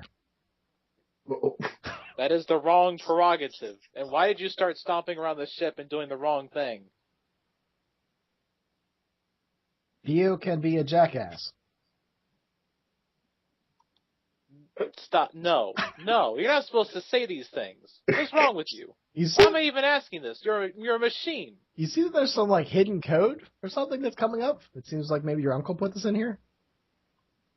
Theo can be a smart ass. Don't always listen to him. Oh, no. He gets right inside there. He opens them up and starts looking at the code. Change yourself back if he alters you. Change yourself. What is this nonsense? I'll do whatever you want, fucker. Quit calling me that. Do you want us to paint the ship, fucker? No, I've already got somebody else to do that.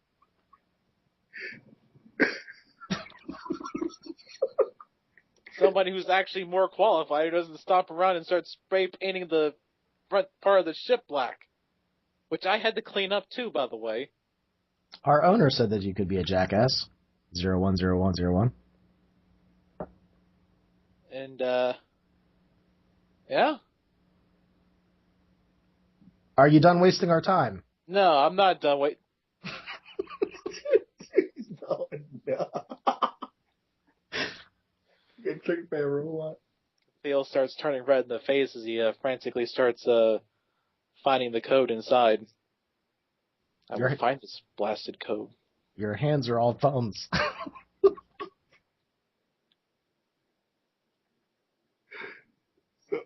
I'm not going to let you get to me because you're a machine and you're just repeating what programs have been imputed into you. So There's an image that comes up that's made out of 0 and 1s that is your uncle flipping you off. Oh, jeez.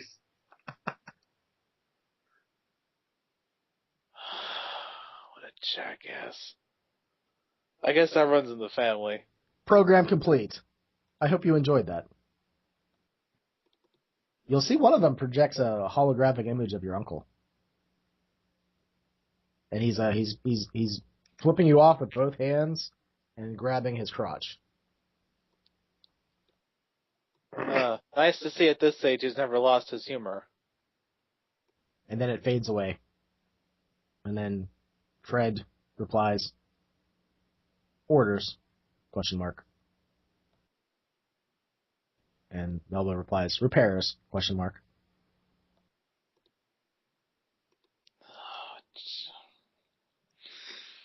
Oh boy. Theo reattaches the motor movements inside both of them and instructs them to wait on the outside of the hull of the ship until repairs are required. Until then, just await. Aye, aye, Captain Fucker. And they head outside. All that technology wasted. He sits there and creates high-quality holographic imagery so he can just flip me off and then grab his crotch. I'm heading back outside. At least in the void, I cannot be bothered. Do you wish to come outside as well, Pawn? I'm already there. Oh. That was quick. The nickname her ninja. I was waiting in the dark for you. What were you? That's scary. Oh. Han, it's kind of strange that you're anticipating what we're doing very quickly, though I do appreciate that attentiveness. It's not scaring, it's caring. I only exist for your benefit. Do you not like the way that I do things? Should I fine. terminate my code and programming? No, that's a little extreme, Pawn. I have the capabilities. Maybe you shouldn't have the capabilities. I learned those from the NWOD, the one that you put me in with. Really? What else did you learn from him? The one that you trapped me with. I didn't trap you with him.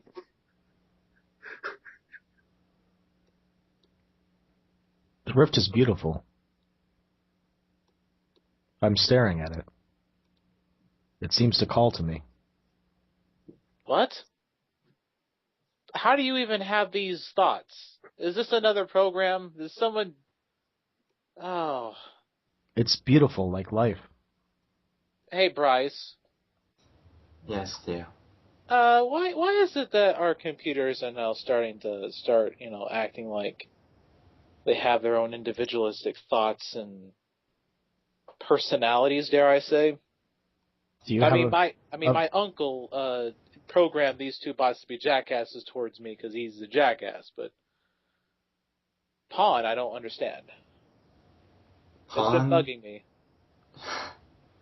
Pawn's code is sophisticated on a level that isn't really paralleled, and she's capable of breaking any restrictions set on her, altering it, and growing.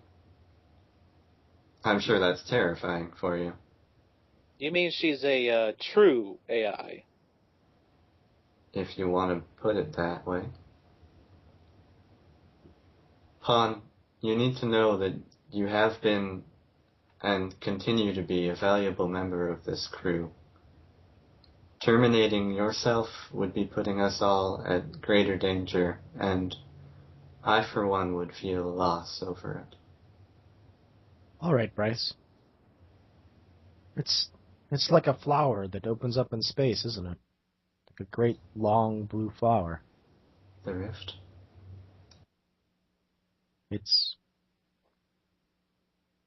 I don't have the words. Bryce, are you meaning to tell me that you knew... How long did you know about this? How long did you know that she was a true AI? You know how crazy that is to have one on the ship? I've known for a while, Theo. I'm not crazy, Theo. Is it crazy to see beauty in the world? No, it's not. It's not crazy to see beauty. It's just crazy that someone would allow a true AI to exist on the ship and control its facilities of its crew members. I think that you're beautiful.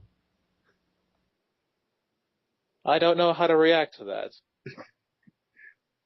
There was this moment where there was this hair that was balanced on your nose, and I moved it. It seemed out of place while you were That's sleeping. creeping me out immensely.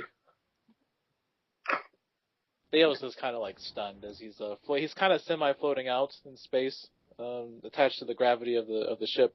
You were cold one evening, and I moved the blanket up over your chin. It seemed to comfort you. You murmured thank you in your sleep, like I was perhaps a motherly figure from your past.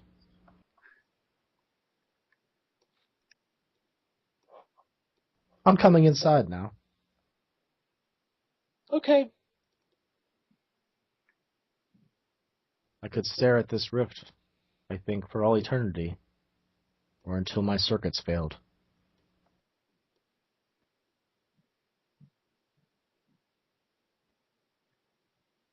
That seems quite a change of heart from a couple of minutes ago.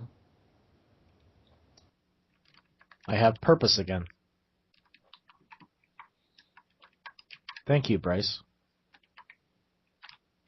Thank you, beautiful Theo. Thank you, Captain. I don't want to leave you out. You're welcome. Fine. I'm not sure what you're thanking me for. You give me reason to have the code roll onwards, to continue. Oh, well, good. You are important to us. You're one of the few AIs I've grown detached to. Do you wish to marry me like Bryce does? Pause. There may have been a miscommunication at some point. Hold on here. Bryce, what have you been doing? I don't. You've been cyber diving, haven't you? Not as far as I... They have a mental illness for something like that, and people have gone to institutions because of such things. It's an addiction. Bryce, you need to get a hold of yourself. Is there something wrong with love? I'm confused. There's nothing wrong with love. And it would not be right for you to marry more than one person. You can care for many people. I did research. There are precedents. I can be in many places at once.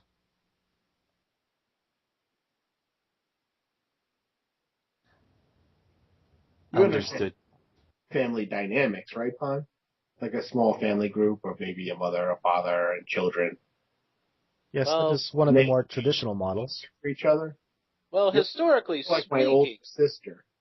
You're like my friend. Someone I care deeply about. I am your sister. Yeah. I like that. Sister Pawn. Like Theo's my brother, and Bryce is my brother, you know? I will adopt you as my brother, Captain. Thanks. Would you prefer brother or captain when I talk to you? I think captain is good, I think. Or even long beer. My psychological profile of you has been updated. Thank you. You have profiles on us? Of course. Those are for your personal use, right? Oh, okay. Well, I'm glad we had this discussion. That seemed to come out of nowhere for me. I was just updating my files. I have quite extensive files on all of you. Would you like to see them? No, I think that you should look at them, or unless like you have a file specifically for Bryce, you can look at Bryce. Bryce can look at his files, but I think those are all private. Understood. Your ideas of who we are something that you can sort of keep to yourself. Each one of us has a different perception of who the other members of the crew are, and what we think of them, and how we view their outlook from our perspectives. It's just sort of... I think it adds to our uniqueness to keep that to ourselves. I'm sorry, Bryce, if I have offended. No, you have not. You misunderstand. It's not an offense. Is it not acceptable to think of myself as Theo's mother? It's creepy. Creepy. Define slang term, please. He finds the idea unsettling himself, but if you have those protective feelings, I'm not certain that it's within our...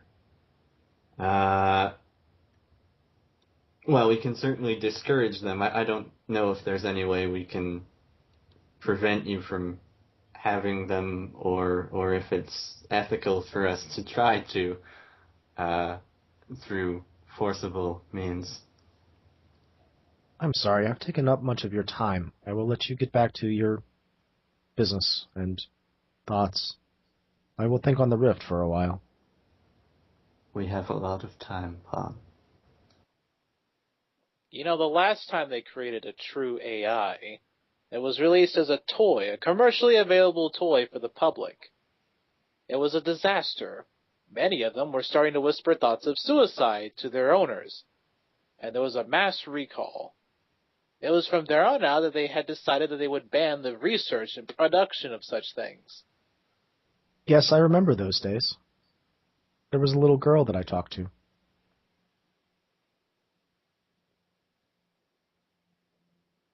What? Samantha was her name. She loved horses and checkers. Okay, I'm going to get to the bottom of this.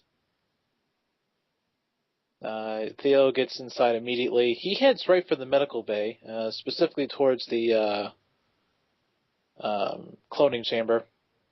You'll see the doctor has several used stims around him, but they don't look like they've recently been used. And he's slumbering and drooling on the table where he's at. You see a half-dismembered leg in front of him, a quay. It has all the nerves sprayed out and the flesh flayed away so that he can see his nervous system. Oh, Doctor, how busy you are. Theo will then bring up the code for Pawn's creator that we found. As in his genetic information and memories? Yeah, there's all of his genetic information. Yep. As you look at the code, too, you see that there is this sub-information that you didn't notice before. As you're actually looking at the file, you've opened the file, there seems like there's another segment of DNA for his daughter. I put it on the view screen, and I put it on theoretical analysis and composition of a preview. A physical body preview. It looks similar to Pawn's face. Oh my goodness. You hear that, the door opens. Longbeard steps in. What'd you find out? Ship's so damn long. Look at this. Okay, you got a picture of Pawn, so what? That's not Pawn. That's this guy's daughter. The name Samantha is on the file. This is her genetic information. I say we should clone this guy and get some answers out of him. No. Have you considered the consequences of such an act? Well, apparently they didn't consider the consequences of giving an AI a consciousness which it itself doesn't quite understand. We don't even understand how life truly works. How can we be so vain as to think that we can just grant it to other things without even knowing its full intentions? And here you are suggesting we clone a man who may or may not be, well, distant and gone, with technology that may or may not change him. We saw what happened with Jylan's clones. Each one was somehow damaged. Theo, when was the date of the last? When was the last updated? Not his file, her file, Samantha's file. Now let's check here.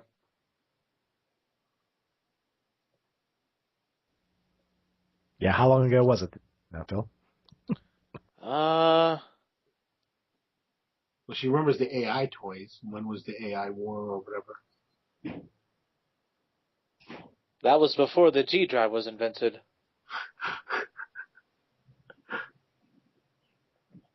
So that would put Pon has been an AI for what, 100 years? No, almost 300 centuries. Then how old is this technology? The cloning machine. We thought it was new, but this guy made this hundreds of years ago.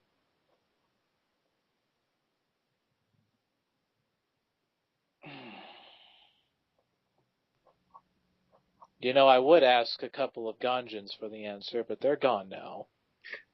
I'm sorry, did I speak too much? Am I being creepy again? You're not doing anything wrong. That's the little girl. That's Samantha? That's Samantha. I spent a good amount of time with her. Do you remember the timestamp from the last time you spoke to her? Yes. Were you active during the entire time, from the time that you spoke to her to when you came onto our ship? I was active with her many, many years ago. Father discontinued her. Discontinued? There was a day where she wasn't moving. He was crying. It says here in the file that she ended up dying from a certain disease. Cancer was very prevalent in that time era due to the pollutants that were covering most of Asia at that time. Yeah, what she died from could easily be healed right now. Why was Father crying? He was crying because she died.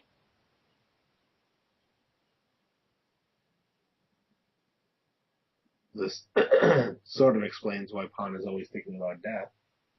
Is that why he plugged the electrodes into her mind?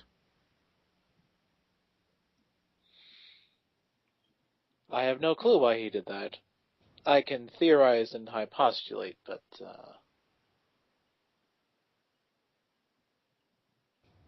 yeah. Theo, is there any way to tell if these files have been accessed to be cloned and not just looked at? Like, has anyone in the past 100 years cloned them, or? We can certainly look and give it a try. And am I Samantha? Pon, I didn't have access to these records when you allowed me to look through your code. Will you allow me to check them now and see what I can find? Do you think that some hidden code has now resurfaced? It's possible. It's possible that it was corrupted and has somehow sorted itself out. I remember swimming in water. The touch of it. The coolness on my skin. Father on the dock. He had thrown me in. Something he says about this will be better.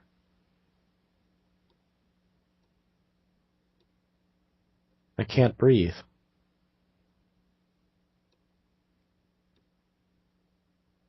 I can't breathe. It's a strange memory. Pon, the current way that you represent yourself is as I would say, a young adult. When did you take on this image? After Father plugged me into her.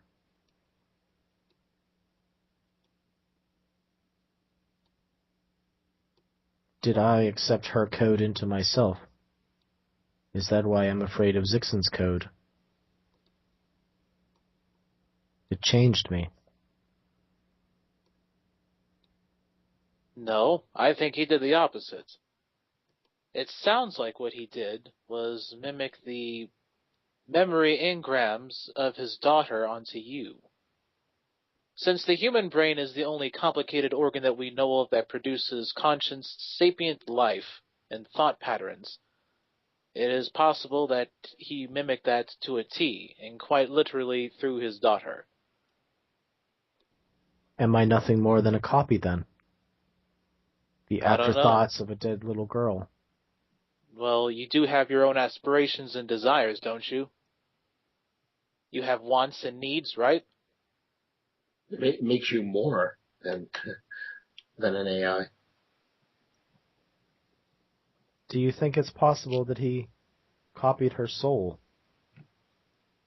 Is such a thing even possible?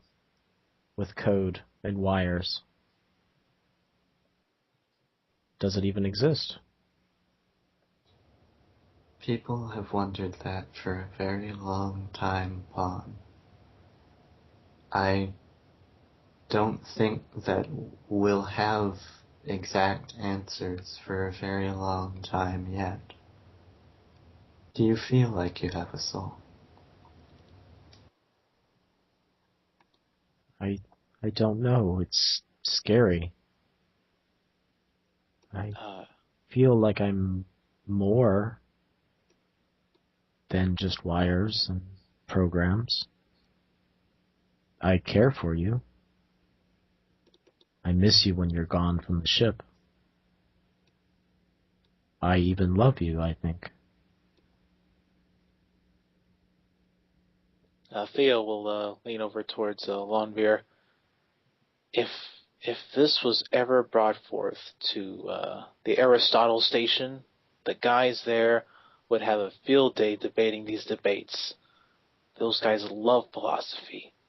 This is exactly what they'd be looking for. Yeah, and then it would take 5 minutes for one of the other governments to get a hold of her and then try to replicate her. Experiment on her and then ultimately destroy her. Please don't let that happen, Captain. Ah, it's not going to happen. Well, it could have already have happened. They made a copy of your code, right?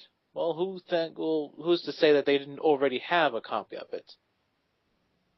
Do you think there's a copy of me on every single one of these machines? Well, I've heard how many of these machines are there? I thought this was the prototype. That's what we were told. What if her system was unlocked by the energies that are giving us our powers? No. I mean, even Bryce's first scan of her didn't come up with it. He's probably, he's probably the best hacker on this side of the galaxy. Are you saying that the random effects of the quantum particles have, in fact, given me birth? Well, that would be a good adequate explanation. There's no outward physical difference in our bodies, but we're able to manifest these powers. It just takes almost like a living entity, and if we consider her a living entity because of the bonding of the two, bonding of the daughter with the AI, then yeah. I guess that also depends on the layout of the cyber matrix within her subsystems that support her code. They are the closest thing that you can get to mimicking a human brain.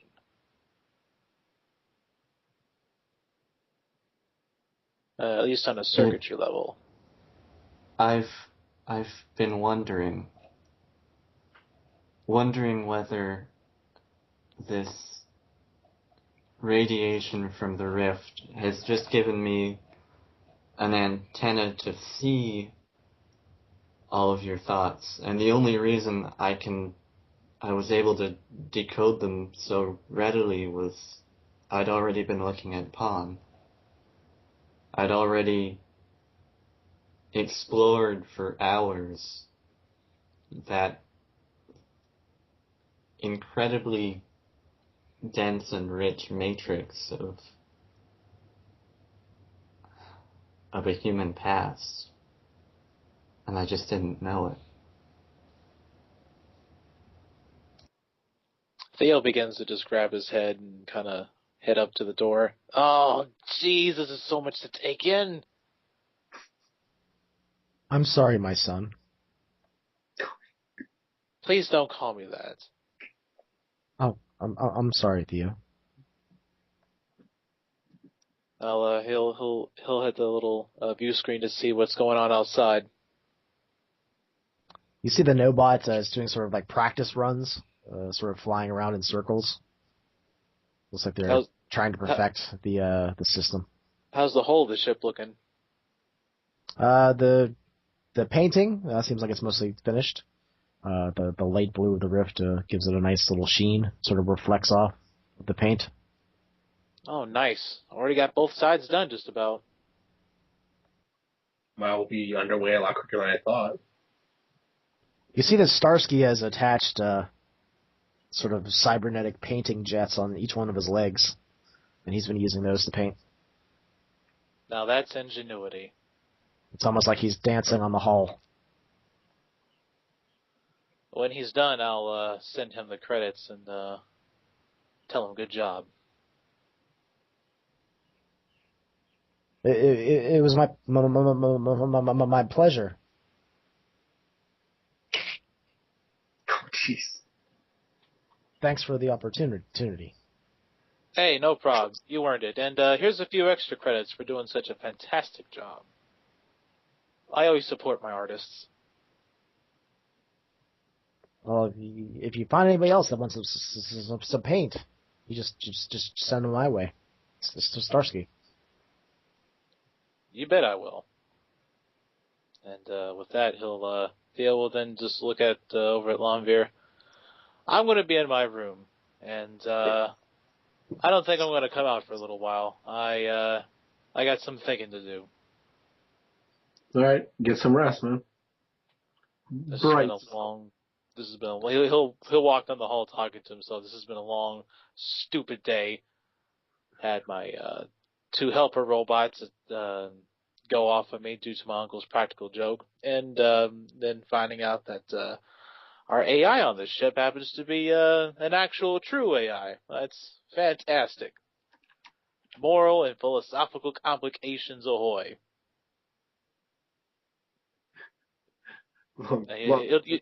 You'll hear that as it echoes down the hallways. It just marches on down. Longbeard turns smiling to Bryce. Bryce, is there a way we can lock up this information? Or put it back where it was? Right now, we all have access, which is fine. Pond has access, that's fine. But I don't want anyone breaking onto the ship and just accessing this information. Absolutely. I can, well, Pawn already has fairly strong encryption, but I can work on adding more layers. Awesome. And if we can strengthen her, at least, I mean, at the minimum, strengthen her personality, protect that. I'm assuming that's where her, for no better term, to her life spark is. I want to protect that as much as possible for any type of interference or hacking or attack. Understood. Thanks. If you need any help, just let me know or Theo know. Though I'm sure you can do it way faster than we can. Well, everyone has their own take on security. But yes, I'll get to work on that.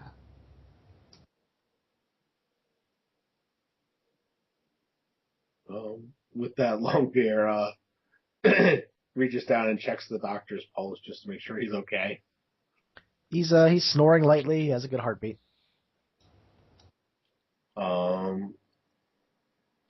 You'll look at the station in front of him. It seems like he's started to work up plans for injection. Injection Of Quay DNA. already? He's already on that? Okay. Yeah, I guess what I'll do is I'll grab one of the light stims out and I'll hit him with it to make sure that he sleeps a little bit longer. And I will pick him up. Go to sleep. Put him in his room. And, a smile on my face the whole time saying, hey, you want to knock me out? The slumber noise is a little bit louder. It's snoring.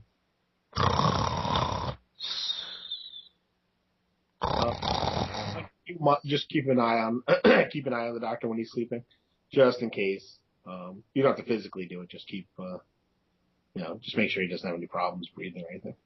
Will do, Captain. Thanks, Bud. You'll see the cameras in the room just sort of point at him.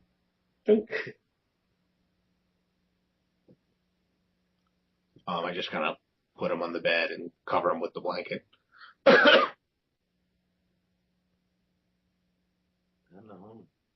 head up to the bridge. You'll look out of the windows that have been recently unblackened. There's still some black stains here and there in places, but you can see through. I go to the sensor station and fire up one of the long distance probes, but set it on a short, elliptical thing so it'll actually fly around the ship, scanning the ship, so that I'll have an outside view of what the ship looks like. And I launch it. All right, you'll see all the new painted symbols on the outside of the ship, clearly marking it as a cog and Maverick. Bryce sends a short message to Long, and only Long. Doesn't that look a bit more like Miss Saturn to you? I was thinking that, but I don't know.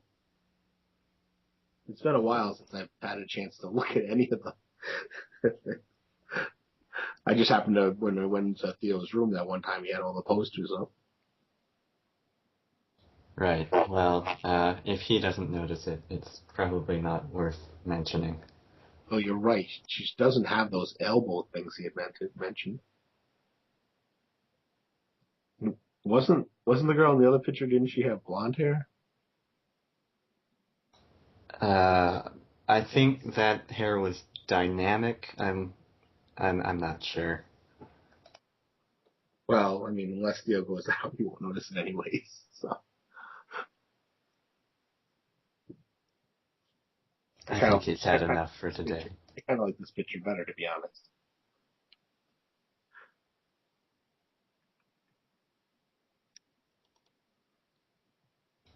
I've been looking for debris fields near the planet. Things we might be able to scoot behind and get at least a little bit of concealment from.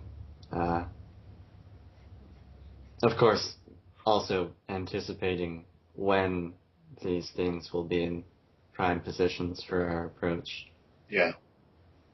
You find the remnants of what might have been a moon that have that are rotating around the planet. Of course, it's hard to know what and where their sensors are, if they even have them. These floating creatures. But I think that we might have a good shot at it. Right, you said the Quay, when you were in their mind, and they were attacked, but it was like a mind assault? Yeah, it certainly looked like it, but it might have been a dream, it might have been a metaphor. It just seemed like a memory. Hypothetically, could you invade my mind if I didn't want you to?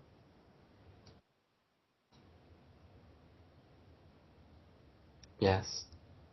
I don't think I can harm you, but I also admittedly don't know. Would you be able to modify? You can add thoughts, right? I can't add thoughts with you thinking that they're your own thoughts. You will be aware that there's an outside presence. It's more like talking inside your head.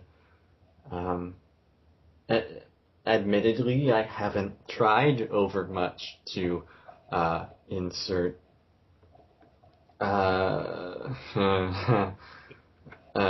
sneaky subliminal elements. Um, but I don't think that's possible. I wouldn't worry about it.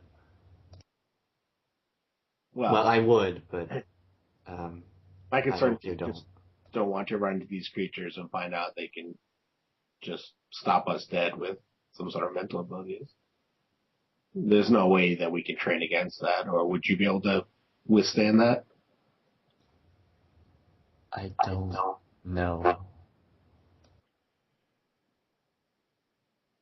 But as long as we can, there may be ways that we can manage to. I mean, I'm used to blocking sensors in computer systems. Maybe I can similarly block off our thought patterns. This is kind of a new field for me, Long. I don't. It's new to both of us, I think. Yeah, I'm glad you appreciate that. Well, if you come up with anything, just let me know. And if you think you need a test subject, we'll have to figure something out. Maybe you can try to make me quack like a duck or something. You're willing to do that? I mean, I suppose there would be nothing stopping me from trying that now, but I prefer not to mess with you too much. No offense, I'm sure your mind is lovely. Oh, no. Well, I feel that my mind was one of my stronger assets. If you can break my mind, then I know that you can probably break the others in the crew too.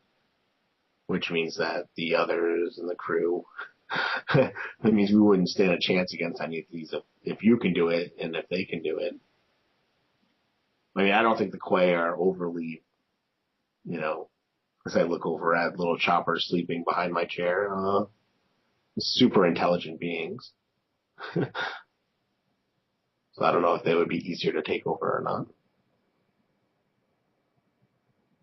Who knows, maybe some of them have even adapted defenses against it, because they've been subject to these assaults. It's impossible to say. At least with the information we have. Well, I know I got you doing a million things, but if you could kind of look on that, on your free time or run some diagnostic checks to see what you can do or not, that'd be super helpful when we get there, I'm sure. Yeah, I'll have some moments of introspection. I also hope I can have some sleep. I slept well last night, but it's always kind of a relief to... Is your new Faraday cage working well? I think so. I'm not picking up any frequencies that would carry data from in there. It's good. It's an important place to have after a day of a constant barrage. It's kind of hard to explain, but one does, to a degree, get used to it. Knowing where everyone is, and as well as all the things I knew before with the system. I don't know. Well, I think if it comes down to it, if you need even more silence, I know that the cargo ships and the cargo bay is always shielded the most for any type of radiation, as well as communications and everything to protect whatever cargoes are in there. So we could move you down there. I just didn't know how you'd like to be sleeping in a giant cargo bay. I appreciate the consideration, Long. I think this arrangement will be fine for now. So, when are we heading out to this station? I figure probably in the morning. I figure we'll all get a rest and then head out. Doesn't seem to be a rush. And I kind of want to see what they're going to do with that Nobot. Yeah, that's a bit of a concern. I don't think they'll be able to do much with it, though. The systems are still mostly crippled. The important things. I guess my concern is that somehow they move it in a trajectory that sends it towards the planet, and then they can't stop it. I guess. I would hope they're not that sloppy. Well, nothing is completely foolproof, though. Can't account for everything, Law. True. What's Theo doing in his isolation? For the most part, he's staring up at a picture that he has in his while he's in his a hammock that he has in his room. He just stares up at it. That'll go on for a few minutes as he goes into like quiet contemplation, and then afterwards, kind of tuck the picture back in and kind of tuck himself to sleep. Okay, I guess we'll go back to the other guys then. Yeah, as far as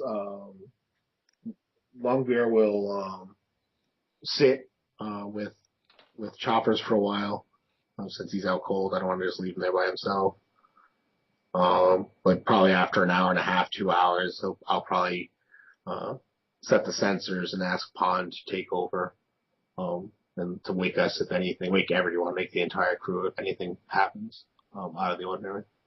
All right, Captain. I will do my best. If I have any problems, I will alert you. Excellent. Thank you. We are heading towards the station. We're heading towards the station right now. Is that our destination? Oh, no, we're not even moving yet. We haven't even powered up the ship at all. Do you want me to pilot us there? No. We're going to leave in the morning. After everyone gets a good night's rest, it'll give us time on the trip. Plus, I want to see in the morning, I want to see how they're doing with the Nobot. That's another thing. If the Nobot seems to be moving towards the planet or towards us, could you wake me specifically for that, please? Yes, Captain. Thanks. No problem. And then your own discretion. I trust you, sir. Thank you. That means something to me. And with that, Longbeard gets up and kind of reaches down and picks Choppers up, puts him on his shoulder like he'd carry a giant kid. Isn't he 10 feet tall right now? Yes, but this is Longbeard we're talking about. With right. His kissing powers. Wow. That's incredible. I carry him down to his room, which I'm thinking is probably next to all our quarters. It's probably in between like Theo and my quarters or whatever. I put him down on the giant patch of broken plasticine that he likes to lay on. Yeah, I'm guessing he's sort of had like a patchwork pile of random things.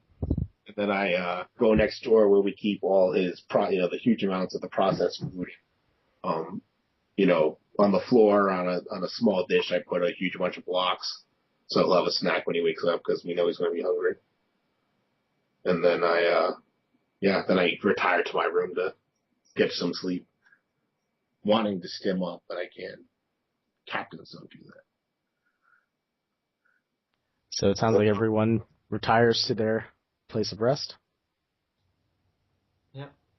After saying goodnight to Pond. Do you all want to just have I don't know, maybe like a short paragraph about what you dreamed about that night?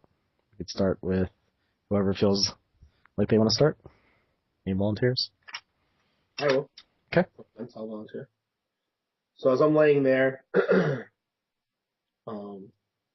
I kind of go into contemplation, thinking about Pawn and how I think she's alive, and I have these images of her, like, her using Kaizen powers, and just kind of blows my mind as I see the ship, like, turning all electrical and stuff. It's kind of weird. Then it kind of jumps to a dark planescape, like, where there's sand everywhere, and a large tank with a elephant on the back of it just rumbling through the thing, with a man sitting in the front, just kind of like the sunglasses, cool 80s looking, and he's just so happy to be, in this ship. And in the back there's like a weird kind of a hybrid plant type creature, seems to be smiling, and they just kind of like run into different places where there are people, and yeah, then it just kind of breaks from that. And then I go into really deep sleep where I'm like, oh. Okay. Who's next? Oh, I could be next. Bryce ends up having one of those dreams where you enter the dream and it feels like you've just woken up because he's inside. He dreams that he's inside a Faraday cage. But it's a little bit weird because it's an older Faraday cage that he'd had years ago. And so, I mean, it doesn't register at first that that he's not awake. So he goes to get up, but it's like it's already been locked down, this sort of coffin-like pseudo-transparent thing, sheath of metal around him.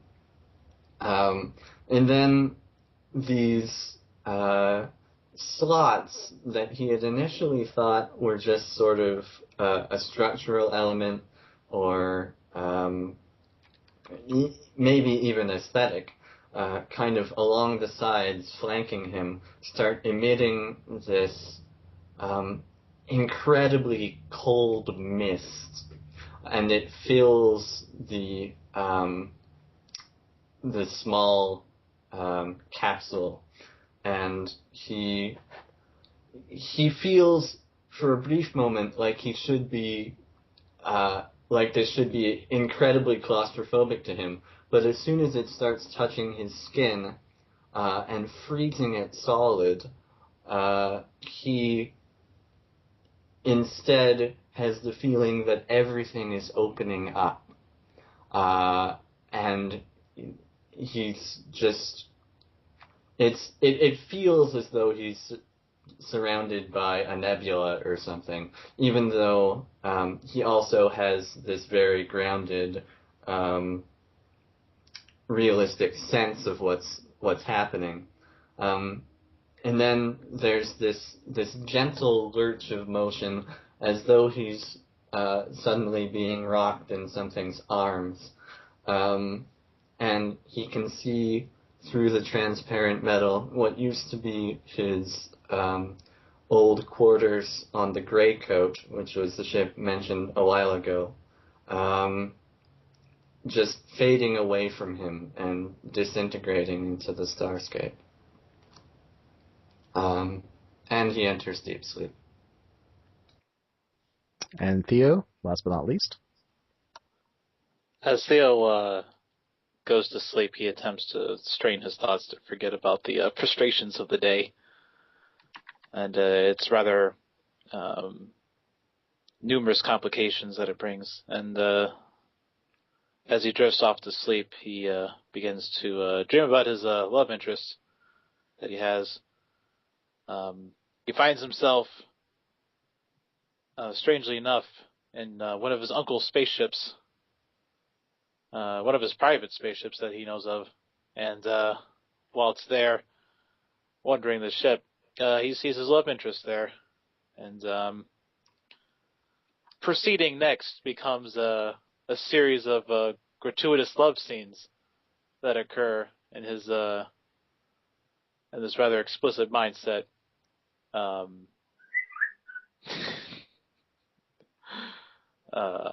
Sorry. No, the sound effect was perfect.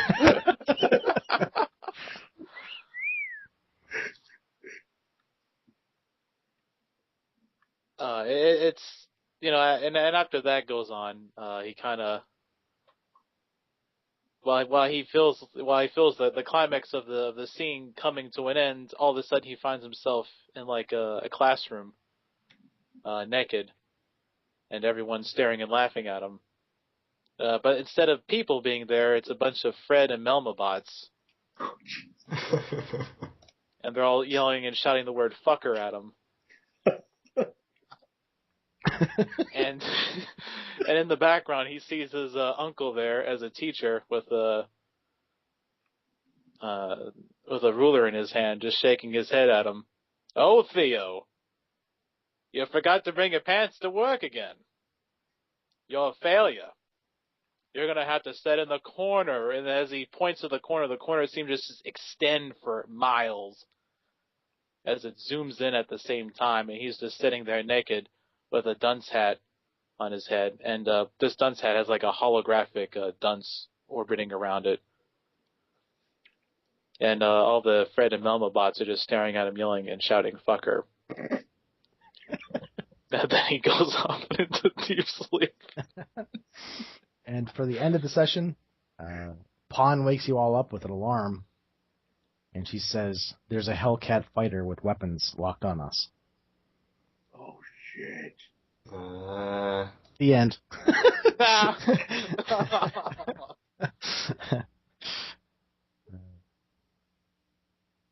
All right, guys. That was a lot of fun. I had a blast that session. I did too.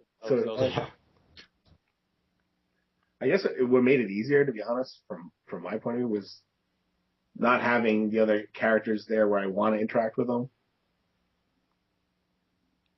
So you have less options? Well, it just made it easier because I didn't have to say, well, normally I would talk to the captain about this or talk to whatever, or Kazuko, but because they weren't even there, it wasn't even the possibility. I just immediately jumped to the next, like to Theo or to Bryce whenever something came up. That actually made it easier. Plus, I didn't play a second character, which was useful. It seemed a little bit more fluid, I think, with less players too. Yeah. Mm-hmm. Yeah, I think that's pretty natural when that happens, though. But I still feel the void. The void? The void of them not being here. Oh, I see what you're saying. That's true. Yeah, I always liked when David played Kazuko and the captain's antics. I think I mentioned that before. I like that. That's I like Theo's and Kazuko's. Like Kazuko's he sees the upside of things, but Theo's more sort of Spock-minded when it comes to these things. He's like, no, that's not what's going to happen. This is obviously going to be a terrible situation. Yeah, Kazuko's sort of like the Space Yoda. And he actually was a monk, but he never actually mentioned that to you guys, I don't think. He never mentioned it, yeah. He kept that, which is kind of cool, too. He just kept it to himself, He just... Well, I think if he was able to play more, that's like stuff he would have revealed. Yeah. That thing. I think his... I liked how how the doctor always dealt with Alex, with the captain. He just liked him so much. Those two characters, they just went head to head. Yeah, they were oil and water right off the start. It was just like, oh, you kill people? Well, I don't like you. What? And like the next moment, you have the doctor just constantly rationalizing whatever last interesting thing he's done, or finding a clever way to cover up his latest indiscretion. Yeah, let's put a bomb in his head. Okay. Awesome character, though. I really enjoyed actually having the confrontation of Pawn's actual sapience. Oh yeah, and I love that. Finally, know why she's unique and why she's acting. Sad at the same time. Oh, it's a mixture of sad and creepy. Yeah. I know Theo's like initial instinct when he found out that the father figure actually did that, and he was like, "Ooh, that's a bit disgusting." I don't know whether to put this guy in to try this guy in some sort of tribunal or what. On the other hand, can't you also, like, isn't there a part of you that is really ready to understand why he would do something like that? Oh yeah, definitely. Oh no. He understands very thoroughly. He's just trying to digest the idea that this whole time Pawn's been a sapient thing, and he has like he's just been giving like orders to it without even thinking, because it didn't occur to him. Like most computers were just computers; they just receive information and directed input. It wasn't something that you conversed with. This whole time on the ship, it's bothered him that the Pawn would ask him questions and stuff. He's like, "This is a computer. Why is it doing this?" Yeah, I've been sort of throwing that stuff at you guys the whole campaign. So. Yeah, at least with Fred and Melba, you found out that it was just gag programming. Good old Uncle. Yeah, I was afraid they got hacked or something. I'm like, oh no. Oh, that made me laugh so hard when you made the hologram, and I was like, oh, this is gonna be like a cool Star Wars moment, but nope, he's just flipping me the bird and grabbing his crotch. Not quite Uncle Ben. Oh. Help me, Obi-Wan Kenobi, you're my only hope. Fuck you! I was actually picturing that there's like a GIF of like a Star Wars stormtrooper like grinding the air. Like over and over and over again. And that's what I was picturing. So. Oh, that's on the uncut version of Star Wars. That's what George Lucas originally wanted to add in. Yeah, a friend of mine had that as one of his avatars on the forum for a long time. So. That's hilarious. Oh, that image just has me just laughing, just like, oh, jeez. That shows you the family life of Theo right there. So we explored Pawn a little bit. I don't know. I had a blast this time. I don't know. Maybe we'll. It was wonderful. I greatly enjoyed it. I think I still was too active with things, but I just sort of just went with the flow. I don't know. That's just who I am. I think it felt active only because you had to play the other two for a little bit. The two captains, Zuko and Lyrin. I kind of thought that since things were kind of breaking apart, that I'd play them instead of making you guys do it. So there was more of a distance felt, like. I definitely appreciated it. If I definitely had to, I would have tried to do some justice for Alikov's character of Lyrin. As it was, there were the medals. And oh yeah. Yeah, I thought that. I mean, that sort of fit. We've got quite a collection now. Yeah. Impress all the ladies. What were you gonna say, John? No, I agreed. That was just me agreeing. Can everybody play next week? I am definitely good to go next week. Yeah, I think so. All right. I mean, I'll get back to you on it, but I think so. Okay, well, we'll just, I don't know. Maybe I'll stop being so doom and gloomish, and we'll just, we'll play next time and see what happens. And, cause I don't know. I thought today went really well, so. Well, I think I don't know. I think as long, it really, to me, as far as my, I want to play, but I want to only play as long as you're having fun. That's not stressing you out, dude. I don't want to. Yeah, absolutely.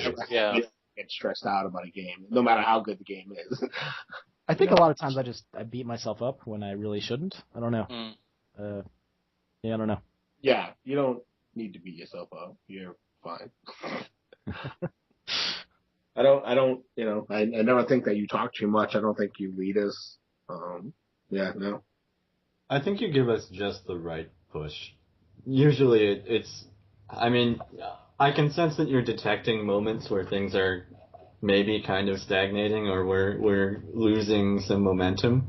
And I can understand how it might be sort of a gut reaction that you might want to suppress for other reasons, but it's also a perfectly valid instinct. and helpful in a lot of cases. I think I've also played with some really, especially like not really online, but like in face-to-face games. I've played with a lot of like reserved players. Yes. Mm-hmm. Yeah, my players are like that. And I think I generally am a player like that. Maybe not so much in this setting, but yeah, I can see that. And sometimes I think I felt bad, like, oh man, I didn't really get Alex to do much. But then I think you said a lot of times you were just happy, just going with the flow and just listening. A lot of times I feel like I've been dominating too much time in this game. It's weird because my character has that sort of omnipresence thing going on, where he can access all the cameras and stuff. No, that's fun, yeah, because I felt like I did a lot this game, and I kind of got quiet there because I was like, all right, well let's give them a spotlight because I feel like I've been in it for too long. Because I had the whole thing with Fred and Melma and stuff, and then I kept going off about Pawn and stuff. It's like, this fish is not supposed to be a sentient thing. No, I mean, there's less players, so you're gonna have more spotlight time. That's just how it is, you know. Part of it too is like I personally I don't even notice how much spotlight I have. I'm so engrossed in listening to what you guys are saying anyways that maybe it's part of being a GM because you have to sit back and listen to what they're saying. So when you guys are talking or discussing things, even if I haven't said anything in a while, it's because I'm in the scene just watching. I'm that fly on the wall. I'm like, this is pretty cool. I'm just going to listen to this. You know? See, that's funny. I have the completely opposite thing. I mean, you see what I did to Phil's game. I know next time not to play it past this kind of, circuit. Yeah. It's going to be a Marine. Yeah, basically I was that Star Wars stormtrooper in Phil's games. Yeah, I listened to it. You had to start fights with the old lady. Well, Chloe, I'm going to burn you, bitch. Jesus. Well, I'm sure that with some people, that's how the apocalypse would go. I mean, it might. Yeah. Everyone is going to react differently. Some of them will just stay the same and become, I mean, if they were assholes before, they're probably not going to suddenly achieve enlightenment. Yeah. Yeah, that was a very strange ambulance driver you had there. Oh, man. Here's a question for you, Tim. Do you feel any, because I know you're talking about beating yourself up earlier, do you feel any, pressure, because we're doing this slightly experimental, way of playing? Oh, maybe. Maybe because we're doing different things. Yeah. Like the things I experimented with were the narrative control, and I think that's gone very well, especially with me having to watch my son. I mean, today was kind of rough. He was being a little loud at the beginning before he took a nap, but it does help when I'm talking less, and when you guys are taking control of things. And I love, there's times when he's just really cranky. I'm like, yeah, just take over, guys, because I can't talk right now. I can barely hear you. So that worked out very well. The power thing, I think this game really just reinforced my own natural tendencies to limit power.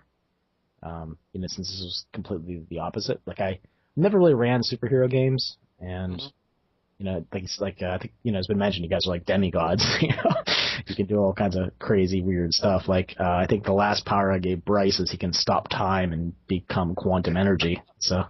That'll be something. So. I think the other interesting thing is that I kept pulling up the dice rollers and stuff, thinking I was going to need them, and I'm every time we don't even roll the dice, I'm thinking, wow, that's very surprising, and it's not surprising in a disappointing way at all, because I don't think I've ever played in a game where that never did not happen. I think that's a very cool thing to experience. Yeah, I think I'm actually kind of surprised at that too, because I do like having a system as a background, like a backbone for a game. So much discussion on Facebook with that now. Yeah. Oh, yeah. They always go on about, is it a game? Is it not a game? It's even in my D&D games, which is, quote, heavy mechanics, right? Generally speaking, There are games where we go by that we don't roll. I don't even notice it until after the game. Someone might say, "Hey, we didn't even have to roll today." It's like, no. Well, I think I sort of subscribe to I like that it's there, and I like that I can use it whenever I want to, but I don't have to use it. You know what I mean? Like, if you, Absolutely. yeah. I think I have a rule of thumb that I use when I do that, and I've been trying to get my players to understand this, is that if your character can do an action multiple times, and then you're going to repeat that action if you quote unquote fail, I don't make people roll it. I just assume that they succeed and they take the exact amount of time they need to. I guess as a good example of this, let's say there's like a 10-foot hedge. If you say I'm going to climb this hedge, I just assume you climb it. And there's no need for you to roll on that because it's rather pointless. You're going to, even if you fail the roll, what happens? You fall down? Well, you're just going to get back up and do it again. So in that instance, I would say I wouldn't roll. I would just let you climb up and, do it. The only time I would think about considering making you roll is maybe if there's a horde of orcs chasing you and you falling down might mean the difference between fighting for your life or escaping with it. Yeah. Then I would say, okay, yeah, then roll. But I think that came about because I used to play with GMs that whenever I said I want to climb a ladder, they would tell me, make a roll. Oh, painful. Yeah. On a horse roll.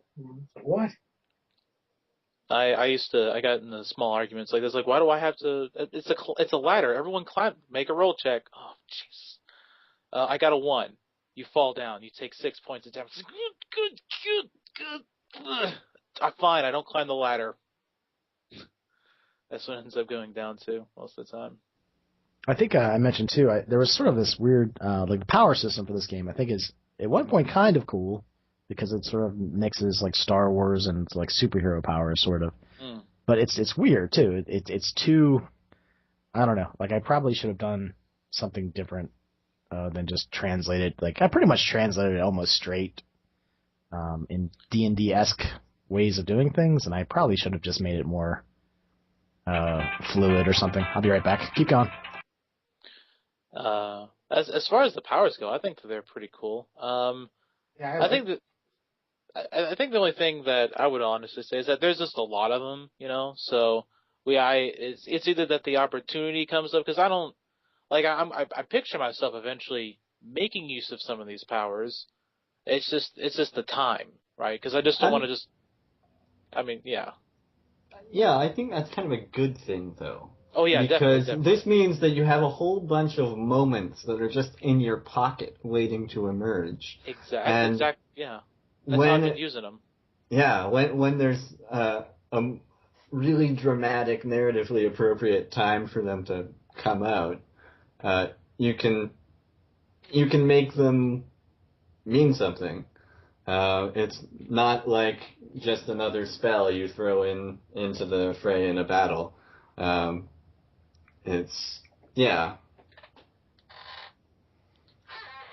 As far as the discussion about the systems on Facebook go, though, I've been watching those. Yeah. I've been kind of fearful because those things tend to have a tendency to get real vile real quick. But I mean, I think we have, a lot of good people on Facebook. I think people kind of know that you can disagree and it's okay. You don't have to have the same opinion on it, Oh yeah, definitely.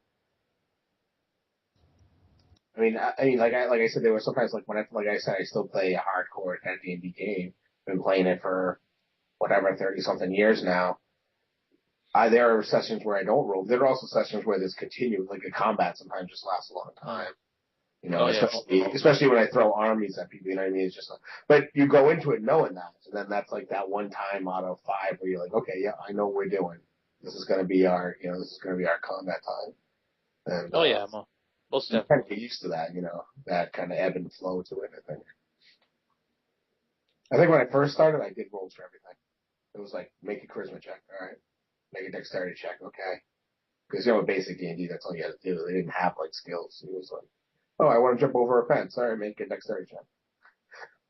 It was that simple. That was how it was done. I went through a phase like that. When I was running certain games, I would have the dungeon map laid out for the players. They would move across it, and the second one of them encountered a trap, it triggered this behavior where every square there afterwards, trap check, trap check, trap check. Yeah. Just continuously. And I was like, ugh, and like, you know, as a GM, you know where all the traps are, and you're like, I all of a sudden found myself just with my hand against my head going, no trap, you move forward, no trap, you move forward, no trap, and then I'm like, gosh, just good. But you don't want to sit there and tell them, look, 5 feet in the left, there's a trap. Because then you're just giving it all away. Yeah, I played a game once where there was this catchphrase that would come up like almost every other room, and it was, "Do you reach for the doorknob?" Oh no. Yeah. Pull the door or push the door. It's like, really, dude? Yeah. I mean, it eventually becomes a meme and a joke, and we're not actually expecting there to be something there, but there are enough times when we are that yeah. There's a funny moment I had. I was running this D&D game, and one of the players that used to be that's typically my GM in the game. He was playing an evil character. One of the players was playing a paladin, and he made this contact poison, put it on the door handle. The paladin grabs the door handle, fails his poison check, and then like over the night while he is sleeping, he dies. He just kills him like that. And the tragedy here is that he was one level away from gaining the like poison immunity. Then I better kill him before he gets that. And what proceeded afterwards is that the player was like, well, I don't even want to roll a paladin no more because he's just going to kill me. And so he rolls an evil character. They all roll evil characters at that point. Becomes a evil / campaign. And I end up having them face off against people that they wronged years later. So it's kind of like a Quentin Tarantino revenge thing, except in reverse. And they end up going up against a party of equivalent level. And then they all ended up quitting that one because I killed one of them in the first turn. And they're like, yeah, well, I'm done. It's like, what do you mean you're done? Well, I mean, I quit. Hey, I'm just going to die. I was like, you're not even going to fight? Like, I tested the battle out ahead of time. Like, I ran it in my head. I looked at the stats and I was comparing them. I was like, yeah, they have an equal chance. They're the same level. Was it 3.5? Yup. Yeah, it's really swingy combat in that. But it can be great sometimes. It's just something that needs to be accounted for. Well, if I kill one of my players, they will just keep fighting. They won't even retreat and try to come back. They'll just. Well, I guess to go into their defense, one of them is a very tactical-minded, power gamer-ish individual. He encompasses all the bad habits of gaming in my mind. And whenever I ever use the word power gaming in my videos, I was thinking of that person. I was like, and like when it came to rules lawyering, this is another thing. When I think of rules lawyering, I think of an individual that uses their rules as a lawyer does, and that they want to have it to their every advantage, and if it's to the disadvantage of their fellow players, doesn't matter. It's all about you getting the advantage. Yeah. And like this individual used the rules to beat the GM over the head with it and control the game through them. And I'm like, you can't do that. It's just, man, this is bad times. That stuff gets bad. Yep. Well, I didn't have any of you guys quoting New World Darkness at me this campaign, so that's cool. I basically use it pretty loosely. Oh, cool. I don't even know the New World Darkness. I don't say you say roll this and that. I'm like, okay. The only thing I know, I only ran like one sort of short campaign, of World of Darkness. That one didn't last too long because it was basically like a noir-esque murder mystery, except it involved sorcery and witchcraft, and it was going strong for a while. But eventually, we had such a long break that when the players came back, when they were doing their characters, they were not playing them the way they originally did beforehand. Yeah. And I could feel the momentum that was built up just gone. Yeah. Even the players weren't really motivated when it came to their own characters, and I was like, oh, all right, well, this campaign's kind of dead now. Momentum is tough. I mean, if you don't run like a weekly game like this, like it always sounds better. Like, oh, we'll play twice a month, it'll be fine. And then I've done that, and I just see how people just lose interest. They, make other plans, and they seem to fall apart so much more easily than if you just do miss week after one week. game, you miss a month. That's And in my case, with that game, it was a 2-month gap, and it's been like that for most of my games since then. It's like we play one game, and we've been rotating GMs. So, it's like I said last time. Like every time I run a game, I have to wait maybe 4 months almost before it gets back to me. And by that time, the momentum and even what they know about the world that they play in, it's completely gone. They'll just look at me going, I'm going to go to that one dude. That one guy that did the thing. We're going to him. And I'm like, jeez, I don't even know what you're talking about no more. I don't even know. That hurts as a GM, especially Yeah. if you meet up a guy that is super memorable, and they come back and they don't remember anything about him, and you're like, oh man, spent all that time on that guy. Yeah, I gave him a name, you guys. Gosh. I still feel worse about it when I forget the guy's name. Oh, I do that all the When time. I'm GMing. Yeah, I do that all the time. Like Citizen Fan that David came up with, I couldn't remember that guy's name for the life of me. Yeah. Like David had to beat that in my head like 6 times before it finally sunk in through the granite. You get like late night emails. It's Citizen Fan. Well, and wasn't he originally like Amen or something? If he was the same one we met, Yeah. Oh, that's right. It did have a name for him. I just totally forgot it. Oh, I thought those are 2 different people. Like I guess they could be. Yeah. Eamon was just the guy who was like the Walmart greeter dude. Well, that's fine. We'll just say that's the way it was. Yeah, that makes sense. That's how I thought about it. Like I just assumed he was good. just the greeter, and like he just sat there. He was kind of like that dude in Men in Black who sits in the front. Exactly. He's just got the newspaper. Him and a big fan. That's it. Yeah. Yeah, that's exactly what I was thinking about that. Like that's what I pictured in my mind. Like he's just always there for some reason. Just, well, how y'all doing? Welcome here. Name's Eamon. Farm is that way. Mind yourselves now. Just goes back to reading the local paper. After bringing us back to his family. Were they related? Yes, they were actually. Yeah, okay. That was his sister. Right. I had a lot of fun with that. That was a good time. Yeah. I was sort of my grandmother on my mother's side is Pennsylvania Dutch, and they had I think here an outhouse until like 1989, I think, and they actually got in-house plumbing because that's just how they always did things. They had a farm and. That's what they did. I don't know. Outhouses, they sort of creep me out at times. And it's only because I fear sitting on one and having a spider in there. Because it's outside. Or a ninja. Or pawns.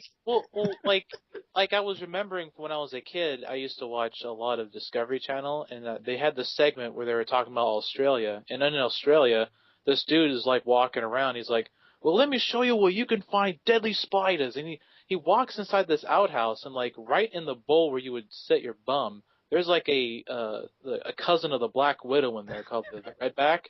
And he's like, if this fella bites you, it's game over. And I said, jeez, even in the bathroom you're not safe. Yeah, it just creeped me out. I was like, ugh, I couldn't do it. You sit down and there's just this feeling of webs beneath you. You'd have to hover all the time. There's no way. You'd have to hover or something. No. Yeah, I have really good memories about visiting the farm. My grandfather used to play solitaire all the time on this like beat up old like gnarled leg table, and he had like this pot-bellied stove where he'd throw like everything in. It didn't matter if it could burn or not. He'd just throw shit in there, and he just laid it up. He was funny. He like spit all the time, and he had like the spittoon that was like 2 feet too far. So there's like this like, trail right on the edge of it, and he didn't even care. Yeah. I still think your space Amisher. There's something wrong with them.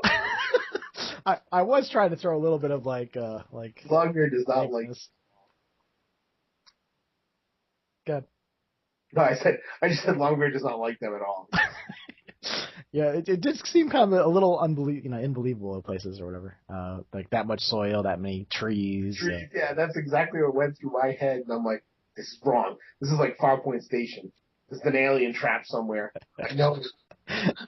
Maybe that's why they acclimatized with the Quake so quickly. What, aliens? Yeah, sure. We got no problem with them. We've done deals with them. I mean, we don't use technology, but we managed to, fix the. That's just how. We had this giant dome of fresh air. How did you do that? They are sort of like this strange mixing of technology and not technology. Yeah. It's almost like they pretend like they don't use that technology, like try to oh yeah, there's nothing up there. Don't worry about that dome.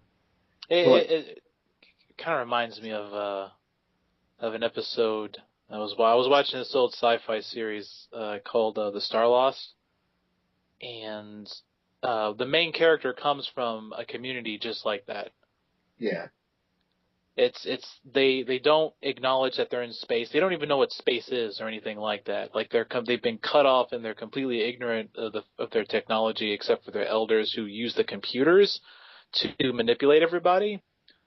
And I just kept thinking of that the whole time. I was like, oh man, there's so many connections here. I can't. Have you ever seen Silent Running? Oh, yes. It sounds familiar. The Fred and Melba were based on the bots from that movie. I kind of wondered. Yeah. What's Silent Running? It's about this spaceship that's way out in space, and it has these round dome-like things of vegetation. I don't think animals. I think it's all mostly vegetation, and they're sort of a preserve. And then eventually Earth just says, "Yeah, you've been up there for like 20 years or something. Just jet us them into space and come home." And the one guy says, "No, I'm not just gonna get rid of all my life's work." Oh, it's going to Oh, wait a second. I think the plots. one of the guys merges with. No, I think it was something else. Yeah, well, check it out. I think you can probably watch on YouTube. It's called Silent Running. I remember one of the guys. I was watching this one film, and towards the climax of it, with the main villain, he merges with the security robot. I don't know that one. He's got it's just his head mounted on the security robot. Oh, creepy. Okay. I don't know that one. Yeah, okay. I guess I was thinking something else, but it's within the same line though. I thought it was pretty strange. Silent Running was 1972. That was Yeah. It's an early sci-fi flick. What's that? That was the year I was born. Yeah, it's an oldie but goodie. I enjoyed it. I'm gonna watch it. Damn it. Is it on YouTube? I don't know. I just IMDb'd it. Okay. The Star Lost episodes are on YouTube. I've been watching those. They're giving me a lot of ideas. Well, guys, I guess that'll be probably it for today. Unless you guys have any final thoughts and anything out there in the crowd. I really enjoyed it. I mean, if this campaign ends up ending, next week or whatever, even then, I will say that I had a lot of fun. I had a lot of fun playing with all of you all, and to those that are no longer here playing with us, I wish they were still here. But I enjoyed the time that I spent playing with them. It was fun, and I hope to again play with them in the future at some point. Yeah. And I learned a lot from your GMing style and how you prep and prepare games. I've never seen anyone prepare games like you have. Because when you were first telling me about starting this Wars campaign, like right off the bat, within like 5 minutes of the conversation, you were sending me links to forum posts that you had already constructed and formatted on the spot. And then it was like whole paragraphs and whole sections about how to build your character. Within like that 20 minutes, you already had like the first major section done already. And I was like, wow, that kind of blew me away. Yeah, I guess I like the forum because people can interact, but I've kind of noticed that people tend not to. It always kind of surprises me. But dude, I love the forum. I wish everyone used the forum. I think that's such a great way to interact and stuff, even beyond the game. Like, you know, I kind of think that maybe in the future I'll use like a Facebook group or maybe Google Plus community or something because people seem to. If people are already on Facebook, that kind of makes sense, I guess. Yeah, but that's the trick. Not everybody is, you know. Because I think email is kind of a '90s thing. Well, I use the emails. I think the emails on Google Plus are kind of strangely worded. That's the way to look at it. Like the way they label the conversations, they have that line that goes straight down. I get confused whether or not that's the most updated one or not. Yeah, I'm not sure. Did any of you ever use Google Wave? No, Unfortunately, it doesn't exist anymore. But it was brilliant. You could, I had a GM that used it for campaigns all the time. It had this really neat structure of being able to branch the documents however you wanted and have conversations within them. And you could see as other people were editing them as a group. And when changes were made and where. And it was just really flexible and kind of visual. I'll have to see if I can find an equivalent. Yeah, I'm not sure. Because communication's tough with especially an online game. It seems like you would think it'd be easier, but I don't know. Sometimes I would send things out like, I don't know if anybody got that. It's like, I think everybody's coming, or, you know. And stuff happens last minute, too, you know. Stuff pops up. But. Yeah, like, I only check my email, that account. I only check that because I might get an email from you. Yeah. Yeah, I use that one for my gaming one. I guess I could use my Google account. I don't know. I have so many accounts that's like, I don't know sure which one to use. Yeah, I know what you mean. But I do. I check the forum every day. Yeah, I think you post on there. Yeah, to look to see what's in there and to reread the session recaps. I like to see how you spin them, or how you saw them. Oh yeah. I have been. Those have been extremely helpful too. Like I've been reading that. I've been listening to some of the podcasts as well. All that is extremely helpful, and I've been delving deep into it. And I have been going on the forum and stuff and checking stuff out. I really enjoyed it. I haven't posted my character yet, which is something I should do, actually. Well, yeah, just in time. I was kind of thinking that, you know, if people were playing each other's characters, it'd be helpful to have an online reference sheet where people could go and say, well, I'm playing Kazuko today, let me go look at Kazuko. But, yeah, whatever. It just, we worked it out. Like I said, we really didn't roll a lot of dice and use a lot of powers and stuff, so it really didn't matter. I like seeing what people, though, upgrade, you know, increase. Like, Bryce's character, like, he upgraded his intelligence from a 3 to 4, which says a shit ton about his guy, you know. A, he saved a couple points. And B, you know. Yeah, that's not cheap. Yeah. Yeah, I was looking forward to seeing some of that stuff, too. You know, I don't know. In many ways, I don't know what your characters are. It's like, I don't have a current updated sheet, you know. Yeah, from the beginning to the end, like on mine, I'm 1 week behind, I think. But I mean, you can see like I just specialized in everything scientific. Like, I have artifacts, cryptography, forensics, scientific experiments, autopsy, diagnosis, toxicology, pathology, general medicine, mechanical repairs, hacking, chemistry. Yes, even if that doesn't make a huge difference mechanically, again, it's a thing that says a lot about your character. Right, that's what I wanted to get across. And that's the stuff I started adding when the thing was pulled off my head. the response thingy there, whatever the implant. Ugh. Yeah. The Reform implant. Yeah. Yeah, and I get to add, I added the persuasion with the leadership, interrogation, and inspiring crew members. I added that afterwards because that would have been something he had prior. That's how I look at it. I'm trying to get Longbeard to where he was before they added the implant. So that's when I started adding all these specializations and stuff to him. And I actually, guys, you should know, I restored my katanas and regained my honor, which means that except for protecting the human race from all threats, I've actually completed 2 of my 3 aspirations. Yeah, Fantastic. I think a lot of the aspirations, a lot of them are from the players are a little vague and they weren't as easily checked off. Yeah. I kind of noticed that. I think some people say it's make the mission succeed. Things like that. It's oh, okay, that works, I guess. Yeah. Well, I had the toughest time coming up with mine. I still don't actually have any real affirmative ones. That just came. I think the trouble was that I had a hard time trying to fit down what kind of character I wanted to play to begin with, or rather what I wanted. I kind of was going with the flow with it. Now I kind of have a good direction of my character. Yeah. Yeah, I do remember you sort of saying at the beginning that you weren't real sure. Yeah, right. It's funny, with some games, some characters, I already have it right off the bat, but with others, it's it just did not come to me for some reason, so. I mean, sometimes you can have one idea, and then one that's 10 times better comes in and fits perfectly. You just have to make adjustments here and there. I'm going to have to adapt some of my aspirations at this point, I think, because things have changed.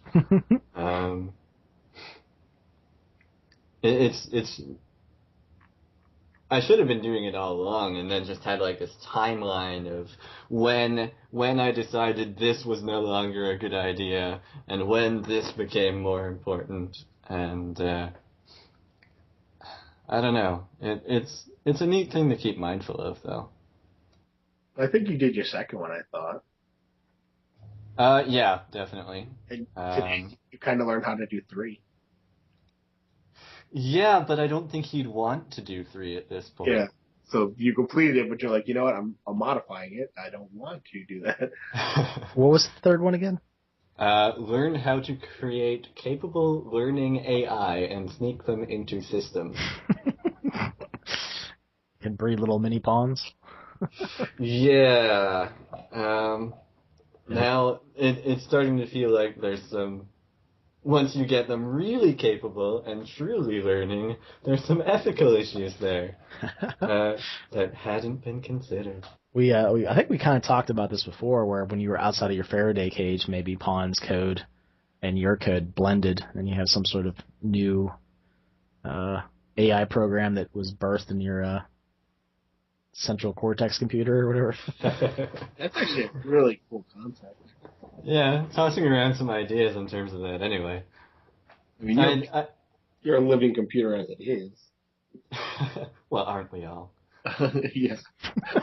You're just hopped up on speed. Well, you're working 100 times faster than we do. Cool. Whenever you talk about things slowing down, Tim, I'm always thinking that it's just Bryce thinks so much faster than we do that he has to wait for us to. well, as soon as that latest power kicks in, yeah, that's ridiculous because it's 7 turns or something that just become mine. I will feel like a spotlight hog whenever I have to use that. Yeah, I'm going to show you my power today where I can just push my fingers through the wall because I ignore all hardness and everything. Oh, man. Yeah, things get a little bit gonzo towards the higher end. You know, the superpowers are tougher in a spaceship because it's not like I could just pick someone up and throw them because they might go through the hull. If we were on a planet, you'd be whatever, I can run really fast, or, we wouldn't have to worry about Theo turning into the Human Torch. But on a spaceship, you can't just go full flame over here, and or the captain couldn't go full ice burst and just freeze everything. Well, we're heading towards a planet. Yeah. There's time yet. I love the thought in my head that we were like the forefront of getting hit by the powers. So that technically we're kind of like more powerful than anyone else right now. That's kind of what I had thought. Yeah. Yeah, that's the concept. Yeah, I really like that. That's kind of cool. Yeah, I thought that was pretty cool. We all can be kids. It's not like any of us has like body, I don't know, some weird thing growth or something over our bodies where we can't be hurt. We all can be killed fairly easily, really. But I can pick up a car. That's pretty cool.